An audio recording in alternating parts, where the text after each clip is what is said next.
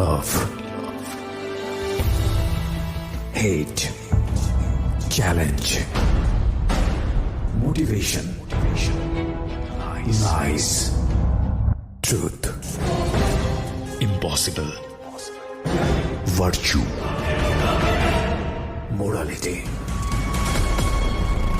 something beyond entertainment.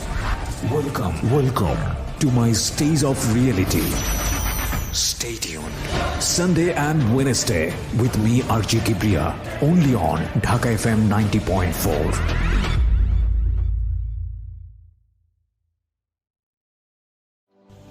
আসসালামু আলাইকুম, সবাইকে শুভেচ্ছা। আমি আরজে কিবরিয়া বলছি ঢাকা এফএম এর ইউটিউব চ্যানেল থেকে। আমাদের চ্যানেলটি হচ্ছে www.youtube.com/dfm904, যেই অরিজিনাল চ্যানেলে এই মুহূর্তে আপনারা আছেন। তো সবাইকে অনুষ্ঠান শোনার আগে বিনীতভাবে অনুরোধ করছি আমাদের চ্যানেলটি সাবস্ক্রাইব করবার জন্য। এখানে সাবস্ক্রাইব বাটনটি আছে, প্লিজ ক্লিক করবেন। পাশে একটা বেল বাটন আছে, বাটনটি অন করে নেবেন। সবার প্রতি রিকোয়েস্ট থাকছে। Thank you very much. এই অনুষ্ঠানটি শ্রোতাদের জীবন গল্প ভিত্তিক অনুষ্ঠান। এই অনুষ্ঠানে শ্রোতারা স্বেচ্ছায় নিজেদের জীবনের গল্প বলেন। শ্রোতারা যা এখানে বলেন তা সরজমিনে ইনভেস্টিগেটেড নয়, সুতরাং সেদিক থেকে বিশ্বাস অবিশ্বাস একান্তই আপনার নিজের। সম্পূর্ণ বিনোদনমূলক এই অনুষ্ঠানটি আমাদের ব্যক্তি জীবনে কখনো কখনো শিক্ষণীয় ভূমিকা রাখে। এই অনুষ্ঠানে যারা আসেন স্বেচ্ছায় অংশগ্রহণ করেন। এই অনুষ্ঠানে কনফেস করবার পরে কিংবা জীবন গল্প বলবার পরে তার ব্যক্তি ও সামাজিক জীবনে কোনো বিরূপ প্রভাব পড়লে সেটার জন্য রেডিও কর্তৃপক্ষ দায়ী নয়। জীবন গল্প,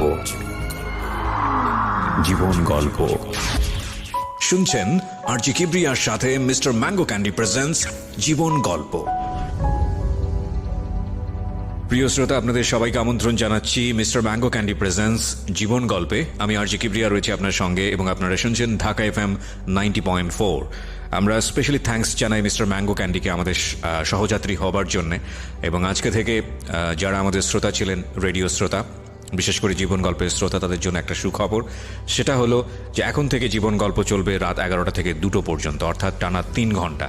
এবং এই 3 ঘন্টায় চেষ্টা করব আপনাকে এতদিন আপনারা যে ধরনের অভিজ্ঞতার মধ্য দিয়ে গেছেন জীবন গল্প শুনে, সেই সব অভিজ্ঞতার আরও একটি বর্ণিল অধ্যায় যুক্ত করবার জন্যে। কখনো কখনো একজন, কখনো কখনো দুজন আমাদের এই সঙ্গে সাথী হবেন, যাদের জীবন গল্প আমরা শুনে কখনো কখনো অনুপ্রাণিত হব, কখনো হাসবো, কখনো কাঁদবো, কখনো শিক্ষা নেব।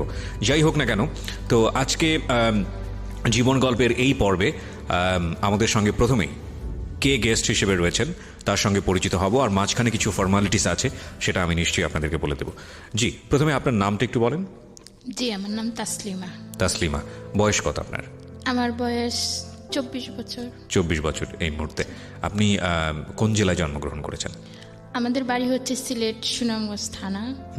তো ওখানে আমি জন্মগ্রহণ করি। আর আপনি এখন আছেন গাজীপুরে? এখন আমি বর্তমানে গাজীপুরে থাকি। গাজীপুরে আছেন, জি। তো আপনি যে জীবন গল্পটা আজকে এখানে বলবেন আপনার, এবং আমি তো জানি গল্পটা কি বিষয়ে, বা আমার টিম মেম্বার যারা ছিলেন তারা তো আপনার সঙ্গে পুরো বিষয়টা নিয়ে অনেকক্ষণ ধরেই গল্প করেছেন। আপনি কি জেনে বুঝে তারপরে এই গল্পটা বলতে আসছেন? কারণ আমি জানি যে গল্পটা প্রচার করার পরে আপনার সামাজিকতায় সমস্যা হতে পারে। সমস্যা হতে পারে, তবে আমি মনে করি কি আমার এই কষ্টগুলো বা আমার সাথে যে অন্যায়গুলো করা হয়েছে সেগুলো যদি মানুষের শুনে, তাহলে নিজেকেও একটু হলেও সাবধানে রাখতে পারবে। আর যারা এই ধরনেরগুলো অপরাধগুলো করে থাকে তারা যেন তার থেকে বিরত থাকে। আমি জানি না মানে আমাদের যে সমাজ ব্যবস্থা, সেখানে আপনার এই গল্প বলার পরে কী ধরনের প্রভাব আপনার ব্যক্তি জীবনে পড়বে, কিন্তু আমরা আমাদের অনুষ্ঠানের শুরুতে এই বিষয়টা পরিষ্কার করি যে সম্পূর্ণ রিস্ক হচ্ছে আপনার, এবং যারা এখানে আসেন তারা মূলত মানুষের জন্য উপকারী করেন। এবং আজকের এই জীবন গল্পটা হয়তো অনেক বিবেকবান মানুষ মূলতই বিবেকবান, কিন্তু বিবেক কখনো কখনো ঢাকা পড়ে। তো সেই সব মানুষদের বিবেকের দ্বারটা হয়তো উন্মোচিত করবে। আমরা শুরু করতে চাই একেবারে ছোটবেলা থেকে, যেখান থেকে আপনার বলার আছে, আপনার যেখান থেকে মনে পড়ে। আমাদের ফ্যামিলিতে আমার বাবা, মা, 2 বোন, 1 ভাই। তো আমাদের ফ্যামিলিটা মোটামুটি ভালোই সুখেরই ছিল। বাবা কি করতেন? বাবা ইন্ডিয়ার ব্যবসা করতেন, মানে ইন্ডিয়া থেকে কাঠ এনে তারপরে বাংলাদেশে বিক্রি করতেন। আচ্ছা, মোটামুটি ব্যবসা ভালোই ছিল। জি। তো আমি ছোটবেলা থেকে একটু অন্যরকম ছিলাম, যে কখনো আমার মা আমাকে বলতেন না যে তুমি আরবি পড়তে যাও। আচ্ছা, আমি নিজে থেকেই যেতাম। কখনো আমার স্কুলে যাওয়ার কথা আমার মা আমাকে বলেনি, আমি নিজে থেকেই যেতাম। আচ্ছা। যখন আমি ক্লাস 1-এ পড়ি তখন আমার বাবা মানে 10,000 টাকা আমার আম্মুকে দেয়, বলে যে এই টাকাগুলো রাখো, কালকে মাল কিনতে হবে। আচ্ছা। তো আমার ভাইয়া আবার ওই দৃশ্য দেখে। তখন আবার আমার ছোট্ট একটা বোন হয়, 2 মাস বয়স। তো আমরা 3 বোন 1 ভাই। তো আমার আম্মু আমার ছোট বোনকে দোলানিতে শুয়ে দিয়ে মানে নদীতে গোসল করতে যায় আমাদেরকে নিয়ে। জি। তা আমার ভাইকে বলে যায় যে তুমি একটু তোমার বোনকে দেখো। আমার ভাই কি করে, ওই সুযোগে ওই 10,000 টাকা নিয়ে সে পালিয়ে যায়। কোথায় যাই সে কেউ বলতে পারে না। আমার আম্মু অনেক কাঁদে, তাকে অনেক খুঁজে, কিন্তু কোথাও তাকে পাওয়া যায়নি। তো আমার বাবা একটু অন্যরকম ছিলেন, কারণ মেয়েদের পড়াশোনা করা বা ছেলেদের লেখাপড়া করানো এগুলো মানে পছন্দই করতেন না। আমার মা পছন্দ করতেন কিন্তু বাবা পছন্দ করতেন না। ওকে। তো আমার ভাইয়া চলে যাওয়ার পর প্রায় 1 বছর মানে নিখোঁজ থাকে। তা আমার মা অনেক কান্নাকাটি করেন যে আমার ছেলেটা কি বেঁচে আছে নাকি মরে গেছে। তো বাবা বলতেন যে ঠিক আছে, আমি তোমার ছেলেকে খুঁজে নিয়ে আসবো। আপনার ভাইয়া যখন এরকম পালিয়ে যায় তখন তার বয়স কত? তখন তার বয়স 15 থেকে 16 বছর হবে। ঠিক আছে, তখন আপনার বয়স কত? তখন আমার বয়স, আমি ক্লাস 1-এ পড়ি, 5 বছর বয়স। তো ভাইয়াকে খুঁজতে খুঁজতে একসময় বাবা খুবই অসুস্থ হয়ে পড়েন। তো বাবা আমাদের ভৈরব রায়পুরা থানা, ওখানে আমার একটা হুপু আছে, হুপুর বাসাতে যান অসুস্থ অবস্থায়। তো ওখানে গেলে আমার হুপু দেখে চিকিৎসা করায় কিন্তু ভালো হয় না। জি। তো আমার হুপু বলতেছে যে ভাই তুমি তো এখানে আসছো, কিন্তু তুমি যদি এখানে মারা যাও তাহলে তোমার স্ত্রী সন্তান তোমাকে দেখতে পারবে না। ওকে। এক কাজ করো, তুমি বাড়িতে চলে যাও। তা আমার মা এক কাজ করে আমাকে নিয়ে অনেক দূরে একটা হুজুরের কাছে যায়। আচ্ছা। গিয়ে হুজুরের পায়ে হাতে ধরে কাঁদতে থাকে যে আমার একমাত্র ছেলে, তার বাবা অসুস্থ, এখন সে যদি বাড়িতে না আসে, যদি তার বাবা মারা যায় তাহলে আমার স্বামী বলে যে ও নাকি ওকে মাটিও দিতে পারবে না, তাহলে একটা সুখ থেকে যাবে। তো উনি বলে কি মা কেঁদো না। তো শনিবারে যাই আমাকে নিয়ে, তো উনি কিতাব দেখে 2টা তাবিজ লিখেন, যদি আপনার ছেলে জীবিত অবস্থায় থাকে তাহলে 7 দিনের ভিতরে ফিরবে, আর যদি না ফিরে তাহলে ভাববেন যে আপনার ছেলে মারা গেছে। তো আমার আম্মু না তাই করে, শনিবারে তাবিজটা না রাখে। দেখা যাচ্ছে বৃহস্পতিবার রাত্রে 9টার দিকে আমার ভাইয়া বাড়িতে পৌঁছে যায়। জি। তো আমার ভাইয়াকে দেখে আমার আম্মু অনেক কাঁদতে থাকে যে তোর বাবা অসুস্থ, তুই কোথায় হারিয়ে গেছিলি। তখন ভাইয়াও কাঁদতে থাকে, বাবার পায়ে যায় পড়ে, আমি ভুল করছি, আমাকে ক্ষমা করে দাও। তো আমার বাবা বলে কি না, সন্তানে যতই ভুল করুক মা বাবার কাছে ভুল মনে হয় না, আমি তোমাকে ক্ষমা করে দিছি। ওকে। তো আমার ভাইয়া আসার পরে 21 দিন পরে কি আমার বাবা মারা গেছে। তো আমার অনেক কষ্ট লাগে যে অল্প বয়সে, এত ছোট্ট বয়সে আমার বাবাকে আমরা হারিয়ে ফেললাম।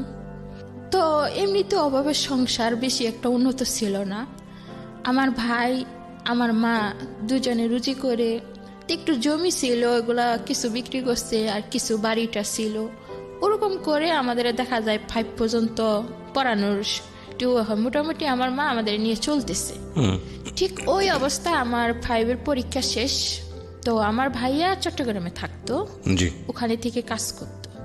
ওখানে আবার আমার বাবা আমার মাকে বিয়ে করার আগে আরেকটা বিয়ে করছিল। ওনার ওই মানে আমার বড় আম্মু মারা গেছে। তো ওনার আবার একটি মেয়ে আছে, উনিও আবার চট্টগ্রামে থাকে, ওনার ওখানেই বিয়ে হয়। আমাকে নিয়ে আমার ভাই ওখানে যায় বেড়ানোর জন্য। তা আমি বেড়াতে যাই, আবার বোনের বাসায় থাকি। তো বোনের একটা দেওর আছে, মানে উনি মাঝে মাঝে আসতেন। তখন আমার বয়স মনে করেন 10 বছর বয়স। কিরকম জানি খারাপ নজরে তাকাইতেন আমার দিকে। তো আমার কাছে খুবই যন্ত্রণা মানে মনে হইতো যে ওই লোকটা এরকম কেন, এইভাবে তাকাচ্ছে কেন আমার দিকে। এক পর্যায়ে ও কি করে আমার হাতে ধরে টেনে ধরে আমাকে। তা আমি কোন রকমের ছুঁইটা পালাইয়া যাই। তো আমি ভাইয়াকে বলি ভাইয়া আমার না এখানে থাকতে ভালো লাগে না, আমি বাড়িতে চলে যাব, আমি এখানে থাকবো না। তো ভাইয়া আবার 2-3 মাস পরে আমাকে সিলেট নিয়ে আসে, বাড়িতে চলে আসি। আসার পরে আমি আমার মামার ক্ষেত আছে, মানে আলু করে, অনেক কিছু চাষ করে ওরা, ওদের ওখানে যাই মানে আলু তোলার জন্য। জি। তো মামা বলে কি যে না, তোরা আলু তুলবি না, তোদের আলু তোলার কোনো প্রয়োজন নেই, তোর মা ভালো না। তো এই কথাটা বলার পরে আমার অনেক খারাপ লাগে যে আমার মা ভালো না, কি করছে আমার মা, এক্স্যাক্টলি। কাকে প্রশ্ন করব। একদিন মা বড়ই পারতে বড়ই গাছের তলায় যায় আর কি, অনেকটা দূরে। মানে মাকে কিভাবে প্রশ্ন করব, আর একাকি কোথাও আমি মাকে পাচ্ছি না যে এই প্রশ্নটা আমি করব। জি। তো ওখানে যাওয়ার পরে আমি আমার আম্মুকে বলি যে মা, ওরা কি বলে এসব, লোকেরা বলে তুমি নাকি ভালো না, কি করছো মা তুমি? কই আমি তো কিছু করি নাই। তারপরে আমি মনে করেন সপ্তাহখানিক থাকার পরে আমি বুঝতে পারি এবং কি জানতে পারি যে আমাদের প্রতিবেশী একজন, মানে আমাদের সম্পর্কে দুঃসম্পর্কের মামা হয়, তার সাথে আমার মায়ের বিয়ে হয়ে যায়। ও ওকে। তো আমার ভাইয়া আসেনি, আসছে, আমার ভাইয়া বাজারে ঘাটে যায়, সেও শুনে তার কাছে খুবই খারাপ লাগে, সম্মানে বাদে। তো আমার ভাইয়া এক পর্যায়ে রাগ করে বাড়ি বিক্রি করতে চায়। তো গ্রামের লোকজন কিছুতেই বাড়িটাকে বিক্রি করতে দেয় না। তো বলে কি, তুমি যখন বিয়ে বসে গেছো আমাদের দিকে তাকাইলে না, তাহলে আমার ভাই বোন নিয়ে আমি যেদিকে চোখ যাই আমি ওদিকে চলে যাব। তো উনি কি করেন, আমাদের 3 বোনকে নিয়ে চলে যেতে চাই, কিন্তু আমার ছোট্ট বোনটা ছোট্ট ছিল 3 বছরের মতন। তো ওকে রেখে দেয় গ্রামের মানুষ, কিন্তু আমাদেরকে রাখেনি। তো আমরা 2 জনকে নিয়ে চট্টগ্রামে চলে যাই। যাওয়ার পরে আমি এত ছোট যে কোথায় যে কাজ করব সেটা আমার পক্ষে সম্ভব না, বা কেউ আমাকে নিবেও না। তো ভাইয়া বলে যে কি কাজ করো, আমি একা কাজ করে তোমাদের পালবো। আবার আমার ছোট বোনটাকে স্কুলে ভর্তি করে দেয় ওখানে নিয়ে, কিন্তু আমাকে স্কুলে ভর্তি করে না, আমাকে কাজের জন্য চাপ দিতে থাকে। তো আমি বিভিন্ন অফিসে যাই চাকরি নেওয়ার জন্য, কিন্তু কোথাও আমার চাকরি হয় না। লাস্ট পর্যন্ত আমি একটা সুতার ফ্যাক্টরি, ওখানে গিয়ে কাজ করি। 1 সপ্তাহ কাজ করার পরে নাইট ডিউটি আসে। জীবনে কখনো জেগে থাকিনি। তো আমি 2 দিন নাইট করার পরে কি হয় যে জ্বর আসে আমার শরীরে, প্রচুর পরিমাণ জ্বর আসলে কি করে, আমি শুয়ে থাকি ঘরের ভিতরে, আমার ভাই একটা লাঠি নিয়ে আসে, আমাকে অনেক মারে যে তুই শুয়ে আসিস ডিউটি ফালাইয়া, তারপরে তোর চাকরিটা কি থাকবে, এরকম বলে। তখন আপনারা কয়জন মিলে থাকতেন একসঙ্গে? আমার 2 বোন, মানে আমার ছোট বোন, আমি, আমার ভাই, 3 জন মিলে থাকতেন। 3 দিন মিলে, মানে চিটাগঙ্গে বাইচে মুস্তান, ওখানে থাকতাম। আচ্ছা। আর আপনার মা তো তখন বিয়ে হয়ে অন্য কোথাও চলে গেছে? অন্যের ঘরে চলে গেছে। ওকে। তখন আমার ভাইয়ার এই মার আমি কিছুতেই সহ্য করতে পারিনি। তো মার খেয়ে আমি ওই আমার এই সৎ বোনের কাছে যাই, যে বলে যে আপা তুমি আমার যে কোনো একটা কাজের ব্যবস্থা করে দাও। বলতে সৎ বোনটাকে মানে আমার বাবার আগের তরফের মেয়ে। ও, আগের তরফে আমার একটা বিয়ে ছিল। আচ্ছা, বিয়ে ছিল, মানে উনি মারা গেছে। তো উনার একটা মেয়ে থাকে। তো উনি আমাদেরকে বেশি একটা কেয়ার করতেন না, মানে দেখতে পারতেন না, আশ্রয় দিতেন না, ভালোবাসতেন না আমাদেরকে। তবুও আমি ওনার কাছে যাই, বলি যে আমাকে একটা চাকরি দাও বা একটা কাজ দাও, আমি ভাইয়া আমাকে মারে, আমি ওখানে থাকবো না। তো উনি কি করেন, ওনার একটা দুঃসম্পর্কের একটা মেয়ের সাথে মানে ফিশারিতে নিয়ে চাকরি দেয় আমাকে। আচ্ছা। ফিশারিতে চাকরি দেওয়ার পরে আমি কাজ করতে থাকি টানা সকাল 8টা থেকে রাত 8টা পর্যন্ত ডিউটি, 1500 টাকা বেতন। জি। তো ওখানে আবার থাকার কোয়ার্টার আছে, আবার ওখানে খাওয়া দাওয়ার মানে ব্যবস্থা ভালো, 600 টাকা মাসে কাটে। তো মেয়েদের সাথে ওখানেই আমি থাকতাম। তা আমার বোন কি করতো, আমার যে সৎ বোন আমাকে নিয়ে চাকরি দিছিল, উনি ওখানে যাইতেন, যে আমি চাকরি করতাম, উনি মাসে মাসে টাকাটা নিয়ে আসতেন। জি।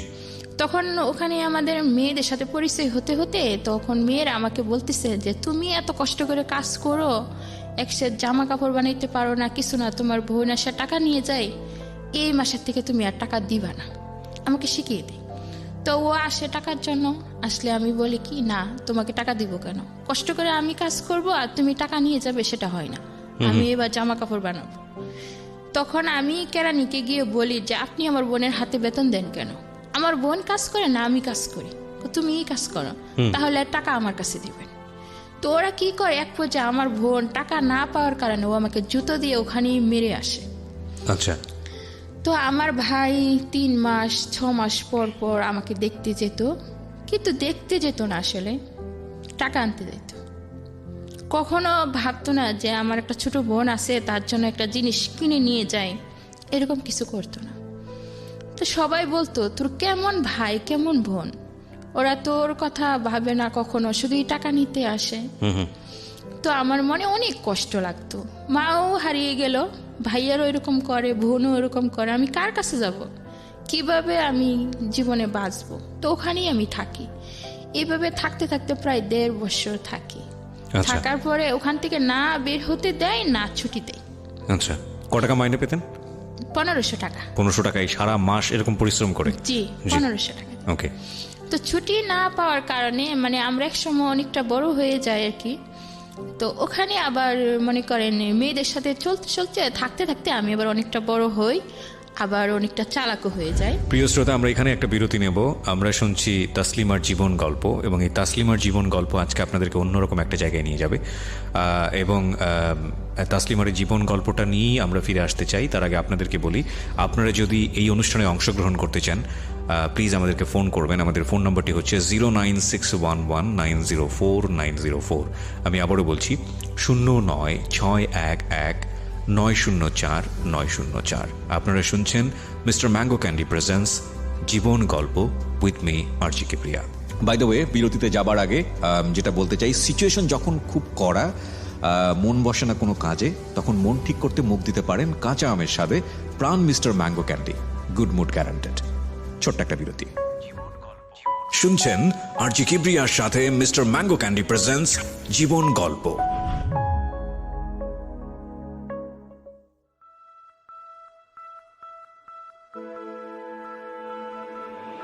Love, hate, challenge, motivation, lies, truth, impossible, virtue, morality, something beyond entertainment. Welcome to my stage of reality. Stay tuned. Sunday and Wednesday with me RJ Kibriya, only on Dhaka FM 90.4.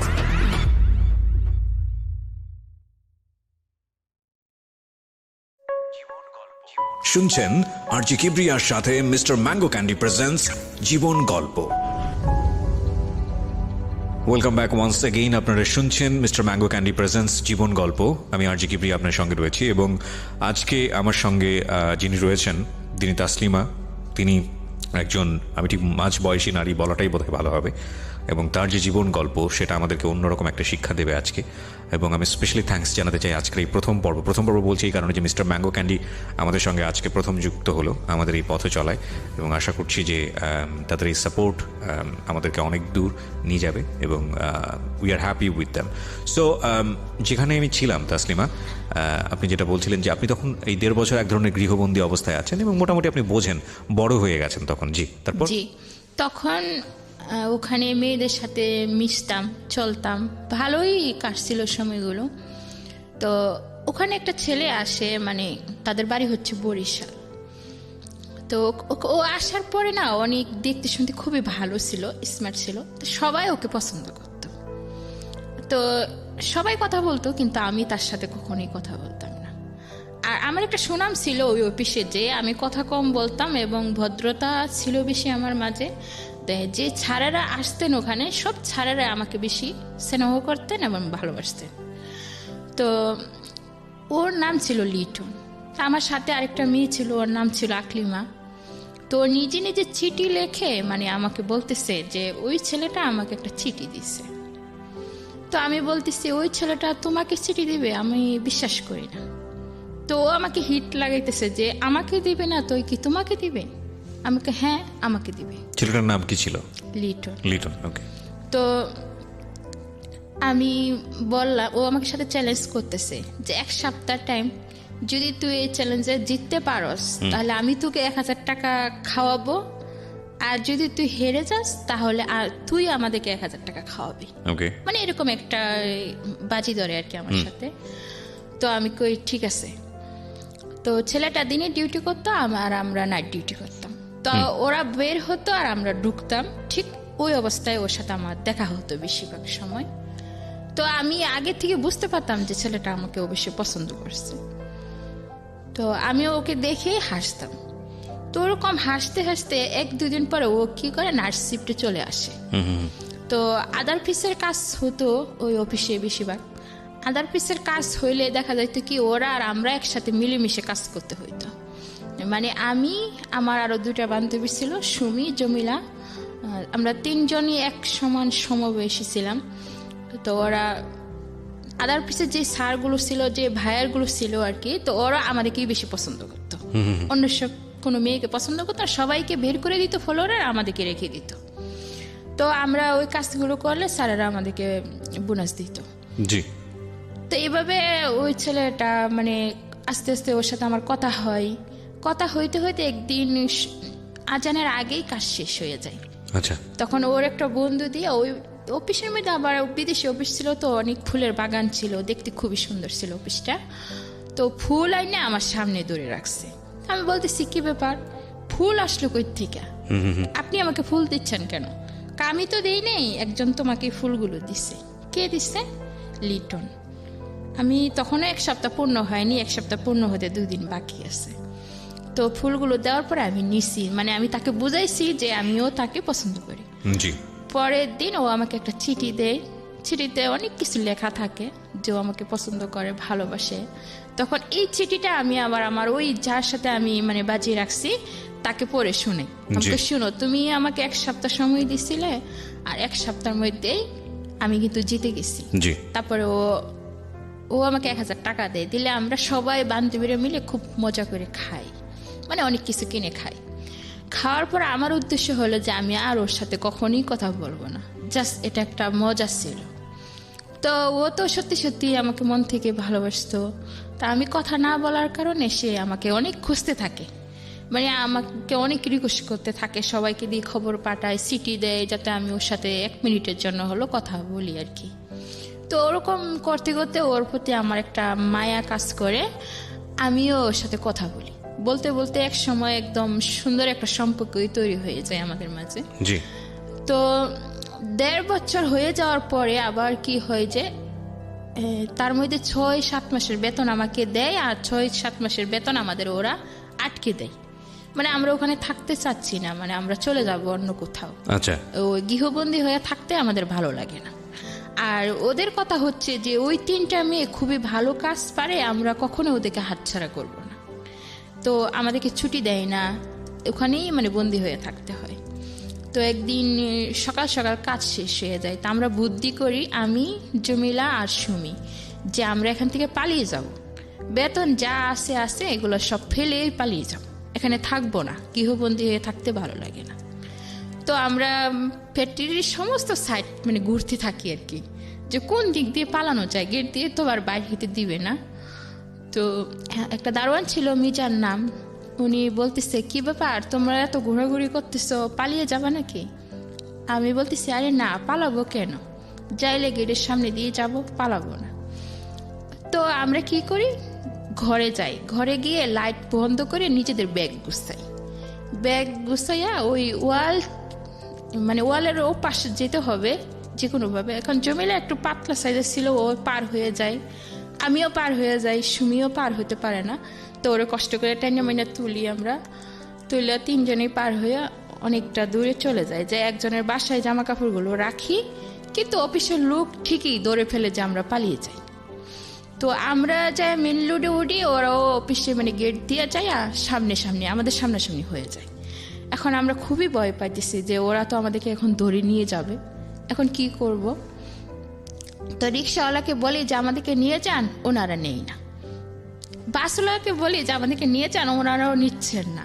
তখন আজানের পর একদম কোনো মানুষ নাই রাস্তাঘাটে। তো এভাবে করতে করতে আমরা কি করি, একসময় দৌড়াইতে থাকি, 3জনই দৌড়াইতে থাকি। তো ওরা আমাদের পিছনে দৌড়াইতে থাকে, আমরাও দৌড়াইতে থাকি। দৌড়াইতে একদম চন্দননগর এলাকা, মানে অলিগলি এলাকা, ওটার ভিতরে যায়, ঢুকে যায় পাহাড়ি এলাকা। দৌড়াইতে আবার ওখানে গিয়ে আবার একটা খাল আছে অনেক বড়, যাকে বলে আর কি হাক্কা বলে, মানে অনেক দূরে একটা করে মানে ভাস দেওয়া। তো জমিলা ওই হাক্কাটা পার হয়ে যায়, কিন্তু আমরা 2জন আর পার হতে পারি না। তো আমরা থেকে যাই, তো দেখি কি ওরা চলে আসতেছে। তো এই অবস্থায় কি করি, পাশে একটা মানে বাড়ি ছিল, ও বাড়িতে যে আমরা ঢুকে যাই, ওরা খালি দরজা খুলে আর আমরা গিয়ে কি করি, আমি যে দরজার পিছনে লুকাই, ও যে একদম খাটের নিচে লুকাই। তো ওরা কি করে, আইসা আমাদের ধরে ফেলে, আমরা দুইজনকে ধরে তারপরে আমরা বলি কি না আমরা যাব না, তোমরা ওখানে বেতন দেয় না, আমাদেরকে ছুটি দেয় না, এই জন্য আমরা পালাইছি, তোমরা আমাদেরকে ধরে নিতে আসছো কেন, আমরা যাব না। ওদের উদ্দেশ্য হলো আমাকে ধরে নিয়ে যাবে। তা ওরা আমাদেরকে নিয়ে আসে অফিসের ভিতরে, আনার সময় আমাদেরকে হাতে ধরে ধরে আনতে চাই, পরে বলি কি খবরদার হাতে ধরবা না, কারণ আমরা তো চুরি করি নাই, তোমাদের কোনো জিনিস তো আর চুরি করি নাই, তো তোমরা হাতে ধরে নিয়ে গেলে মানুষে দেখবে, তাহলে কিছু মনে করবে, আমরা এভাবে যদি না ধরো আমাদেরকে ছেড়ে দাও, আমরা নিজে নিজেই অফিসের ভিতরে যাব। অফিসের ভিতরে গেলে প্রথম অবস্থায় যা হয়, একটা দারোয়ান, ওই যে মিজান, ও আমাদের উপরে মানে আসে, মারতে আসে, যে তোরা পালাইলি কেন, সব চাপটা তো আমার উপরে পড়বে। মারতে আসলে আবার অনেক লোক আছে, তারা বাধা দেয়, তা আনে কেরানি আইনে কি করে, আমাদের একটা রুমের ভিতরে বন্দি করে রাখে। শুধু বন্দি করে রাখে না, উনি আইসার জাস্ট কয়েকটা থাপ্পড় মারে আমার গালে, যে আমি একদমই পড়ে যাই, যে পালাইলি কেন। আর সুমিকে তো কয়েকটা থাপ্পড় দিলে পড়ে যায়, ও পড়ে গেলে ওর বুকের উপরে পাড়া দিয়ে ধরে। কে করে কাজটা? কেরানি, মানে কন্ট্রাক্টদারও আছে, মানে যে কেরানি আমাদের দেখাশোনা করতো, বেতন দিত, উনি এই কাজটা করে। মানে বাসা থেকে কেন পালালি, মানে ওখান থেকে আমরা কেন মানে পালাম, কাজের ওই জায়গাটা থেকে কেন পালালি? জি, কাজের ওই জায়গা থেকে কেন পালালাম। তো বলে যে কি, মানে যে বুয়া রান্না বান্না করতো মেস, ওনাদেরকে বলে দেওয়া হয় ওদের দুজনকে আজকে সারাদিনও খাবার দিবি না, এবং কি একটা ঘরের মধ্যে রেখে আমাদেরকে তালা মেরে দেয় পুরোপুরি। তো আমরা দুজন ওখানে সকালও খাবার নাই, দুপুর। আচ্ছা, আমি খাবারের জায়গায় আসছি, তার আগে একটু বলেন তো আমাকে, কাজটা কি ছিল আপনাদের? কাজটা ছিল মাছ প্যাকেট করা, যে মানে বিভিন্ন জায়গা থেকে অনেক ধরনের মাছ আসতো এখানে। এই মাছটা কোথায় যেত? ওটা বিদেশ যেত, বিদেশ চলে যেত। আচ্ছা, তো ওই ফ্যাক্টরিতে আপনারা মূলত মাছ প্যাকেট করার কাজ মাছ করতেন? প্যাকেট করতাম। আচ্ছা, ঠিক আছে, বলেন তারপর। তারপরে আমরা না খেয়ে সারাদিন থাকি।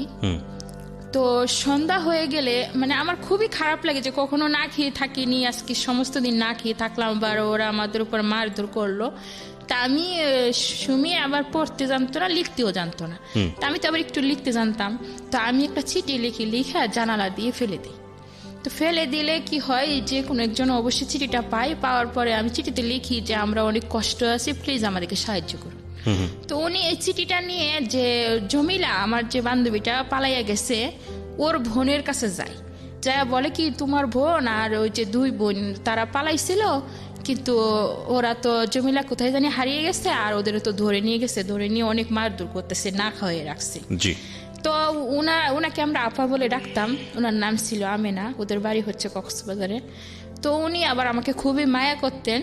তো ওনার কাছে যখন এই খবরটা যায়, উনি সহ্য করতে পারেন না, উনি একদমই থানায় চলে যান সঙ্গে সঙ্গে। আচ্ছা, থানায় গিয়ে পুরো ঘটনা বলার পরে তারপরে আমরা কি করে, রাত্রেও আমাদের খাবার দেওয়া হয় না, খাবার না দিয়ে ওই অবস্থাকে আমাদেরকে ডিউটিতে পাঠানো হয়। তো আমরা ডিউটিতে ঢুকি, মনে করেন 10টা থেকে 10:30 হবে টাইম। তো আমার খুবই মাথা ঘুরাইতেছে, সমস্ত দিন না খেয়ে রয়েছি, খুবই কষ্ট লাগতেছে, মানে আমি যে টেবিলে দাঁড়িয়ে কাজ করব আমার করতে পারতেছি না, সে শক্তিটুকু নাই, সে শক্তিটুকু নেই। তো আমি সুমিকে বললাম যে সুমি চল আমরা বাহিরে চলে যাব, কাজ করব না, মেরে ফেলবে। তো আমরা গ্লাস সিস্টেম অফিস ছিল, গ্লাসটা খুলে খালি বাহিরে হব, ঠিক ওই মুহূর্তে 2-3টা গাড়ি বা কয়েকটা স্কুটার আসলো, সবই পুলিশ ছিল, ওসি ছিল, 2জন উকিলও ছিল সাথে। তো ওরা আসার পরে দারোয়ান তো গেট খুলে না, দেখলাম কি গেট ভেঙে ভিতরে ঢুকে। তারপরে ওরা চলে আসার পরে মানে যাকে পাচ্ছে তাকেই মারতেছে, ভাঙচুর করতেছে, অনেক ভাঙচুর করতেছে পুলিশ। তো আমাদেরকে 2টা উকিল এসে আমাদেরকে খুঁজতেছে, যেখানে তাসলিমাকে, সুমিকে। তখন আমরা বললাম আমার নামই তাসলিমা, আমরা সুমি। তো উকিল 2জন আমাদের সাথে অনেক কথা বললো যে তোমাদেরকে নাকি মারধর করছে। আমি বলি জি স্যার, আমাদেরকে মারধর করছে, না খাওয়াই রাখছে সমস্ত দিন। তো ওনারা মনে করেন কেরানিকে পায়নি, কেরানি লুকিয়ে যায়, তো ওকে ধরতে পারে না। তো ওনারা চলে যাচ্ছে এক পর্যায়ে ভাঙচুর করার পরে। তো ওখানে আমি উকিলকে বললাম যে আপনারা তো চলেই যাচ্ছেন, আপনারা চলে যাওয়ার পরে হয়তো আজকে আমাদেরকে রাত্রে এখানে জবাই করে রাখবে। পরে বলে কি কার এত বড় সাহস যে তোমাদেরকে জবাই করবে। আমি বলি কি ওরা যখন আমাদেরকে হাত তুলতে পারছে, সারাদিন না খেয়ে রাখতে পারছে, তো মারতেও পারবে আবার। তখন উকিলের একটা ব্যবস্থা মানে ওসির কাছে বললো, তো ওসি ওই অফিসের একজন স্যার আর কি, যার মানে ক্ষমতা আছে ভালো, তো ওনাকে ডাকে। ডাইকা বলে কি এই মেয়ে দুজন আপনার জিম্মায়, যদি ওদের কিছু হয় তাহলে মনে করেন আপনার অনেক অবস্থা খারাপ হয়ে যাবে। তো ওই স্যার আমাদেরকে রিস্ক গুচ্ছা রাখে, যতদিন পর্যন্ত আমার বান্ধবী জমিলাকে খুঁজে না পাওয়া যাবে ততদিন আমাদেরকে এই অফিসে থাকতে হবে। জি।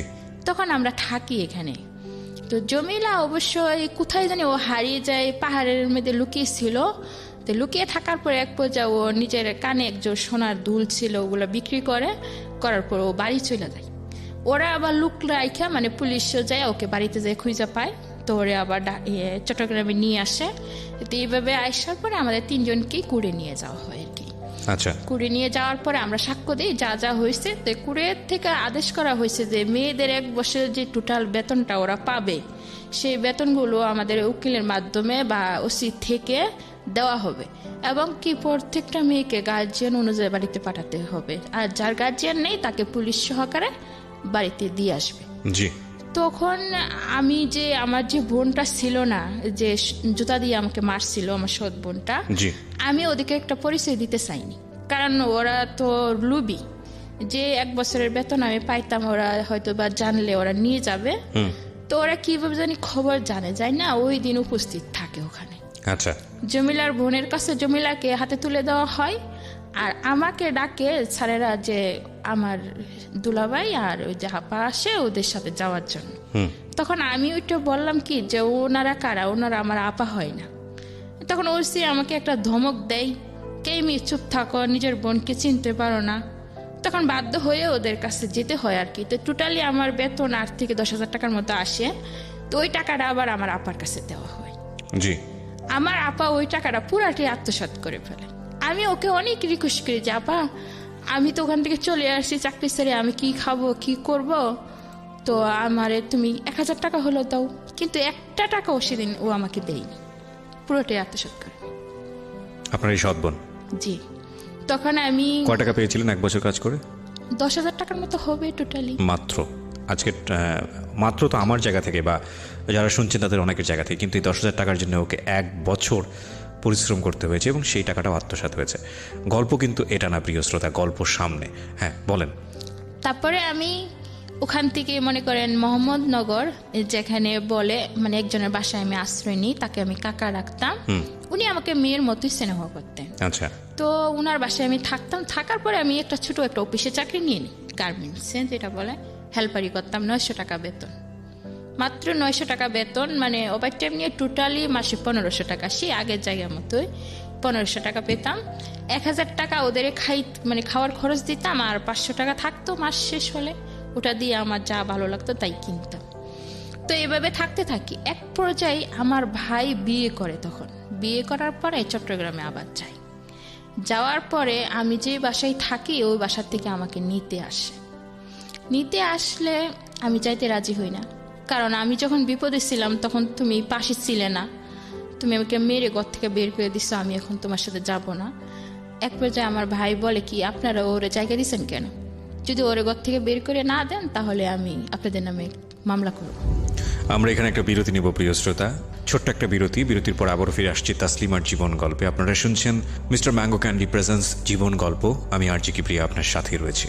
ওকে, এখন আমি যেটা বলবো বিরতিতে যাবার আগে, সেটা হলো সিচুয়েশন যখন একটু কড়া, যখন মন বসে না কোনো কাজে, তখন মন ঠিক করতে মুখ দিতে পারেন কাঁচা আমের স্বাদে Pran Mr Mango Candy. Good mood guaranteed. ছোট্ট একটা বিরতি। শুনছেন আরজি কিপ্রিয়ার সাথে মিস্টার ম্যাঙ্গো ক্যান্ডি প্রেজেন্স জীবন গল্প।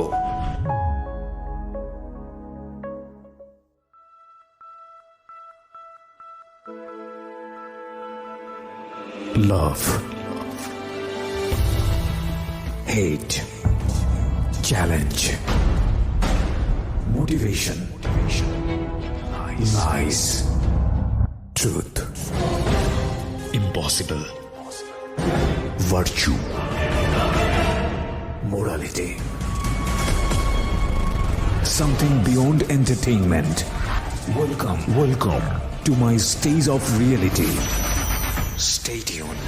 Sunday and Wednesday with me RJ Kibriya, only on Dhaka FM 90.4.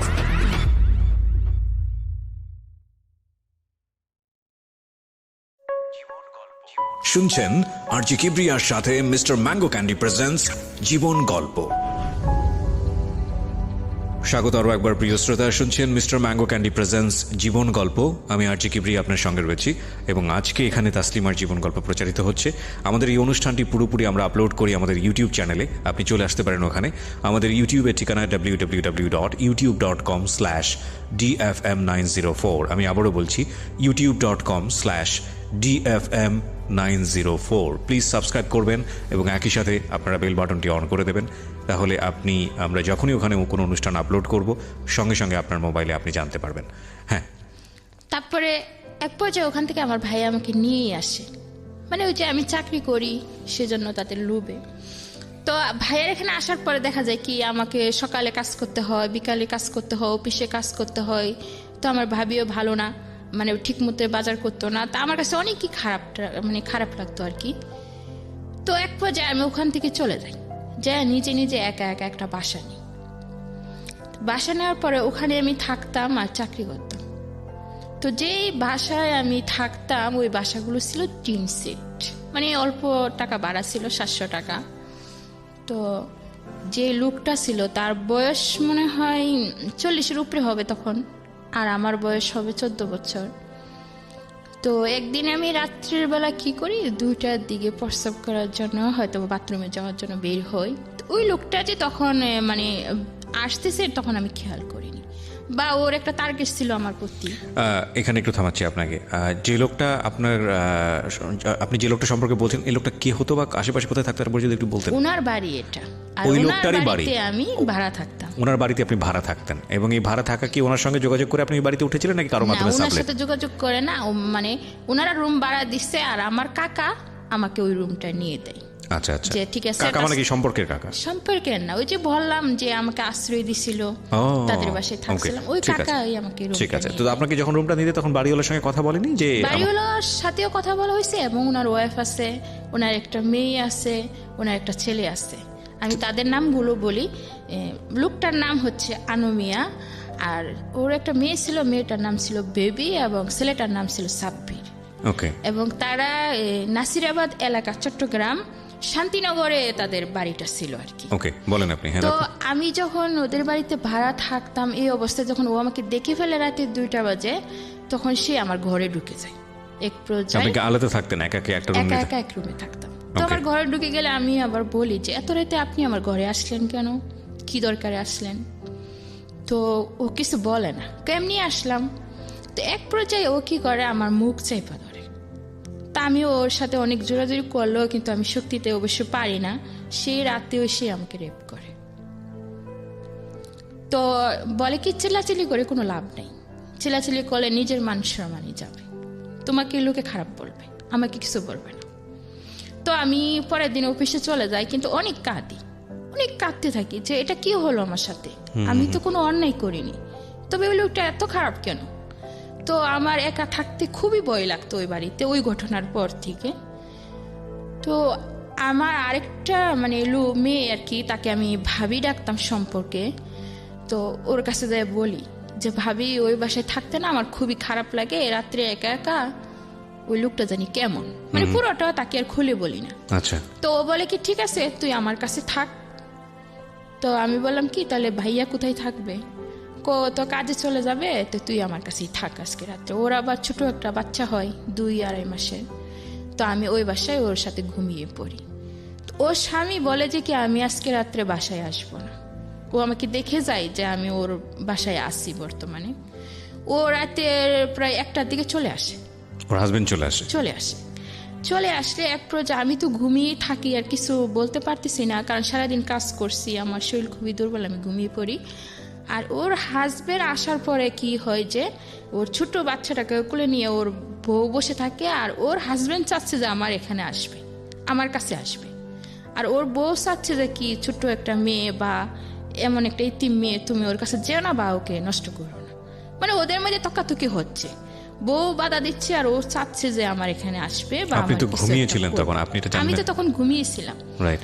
তো এরকম প্রচার করতে করতে ও যে বউকে 2-3টা থাপ্পড় মারে ওর বউ যখন কাঁদতে থাকে না, ওই কাঁদার শব্দে আমার ঘুম হঠাৎ করে ভেঙে যায়। তো এবং কি কাদার শব্দে আর হইলো ওই যে লোকটা আছে না, ওর একটা হাতও আবার আমার কাছে চলে আসে। ও মানে পুরোপুরি আমাকে করার জন্য প্রস্তুতি নিচ্ছে আর কি। তো এই অবস্থায় আমার ঘুম ভেঙে যায়।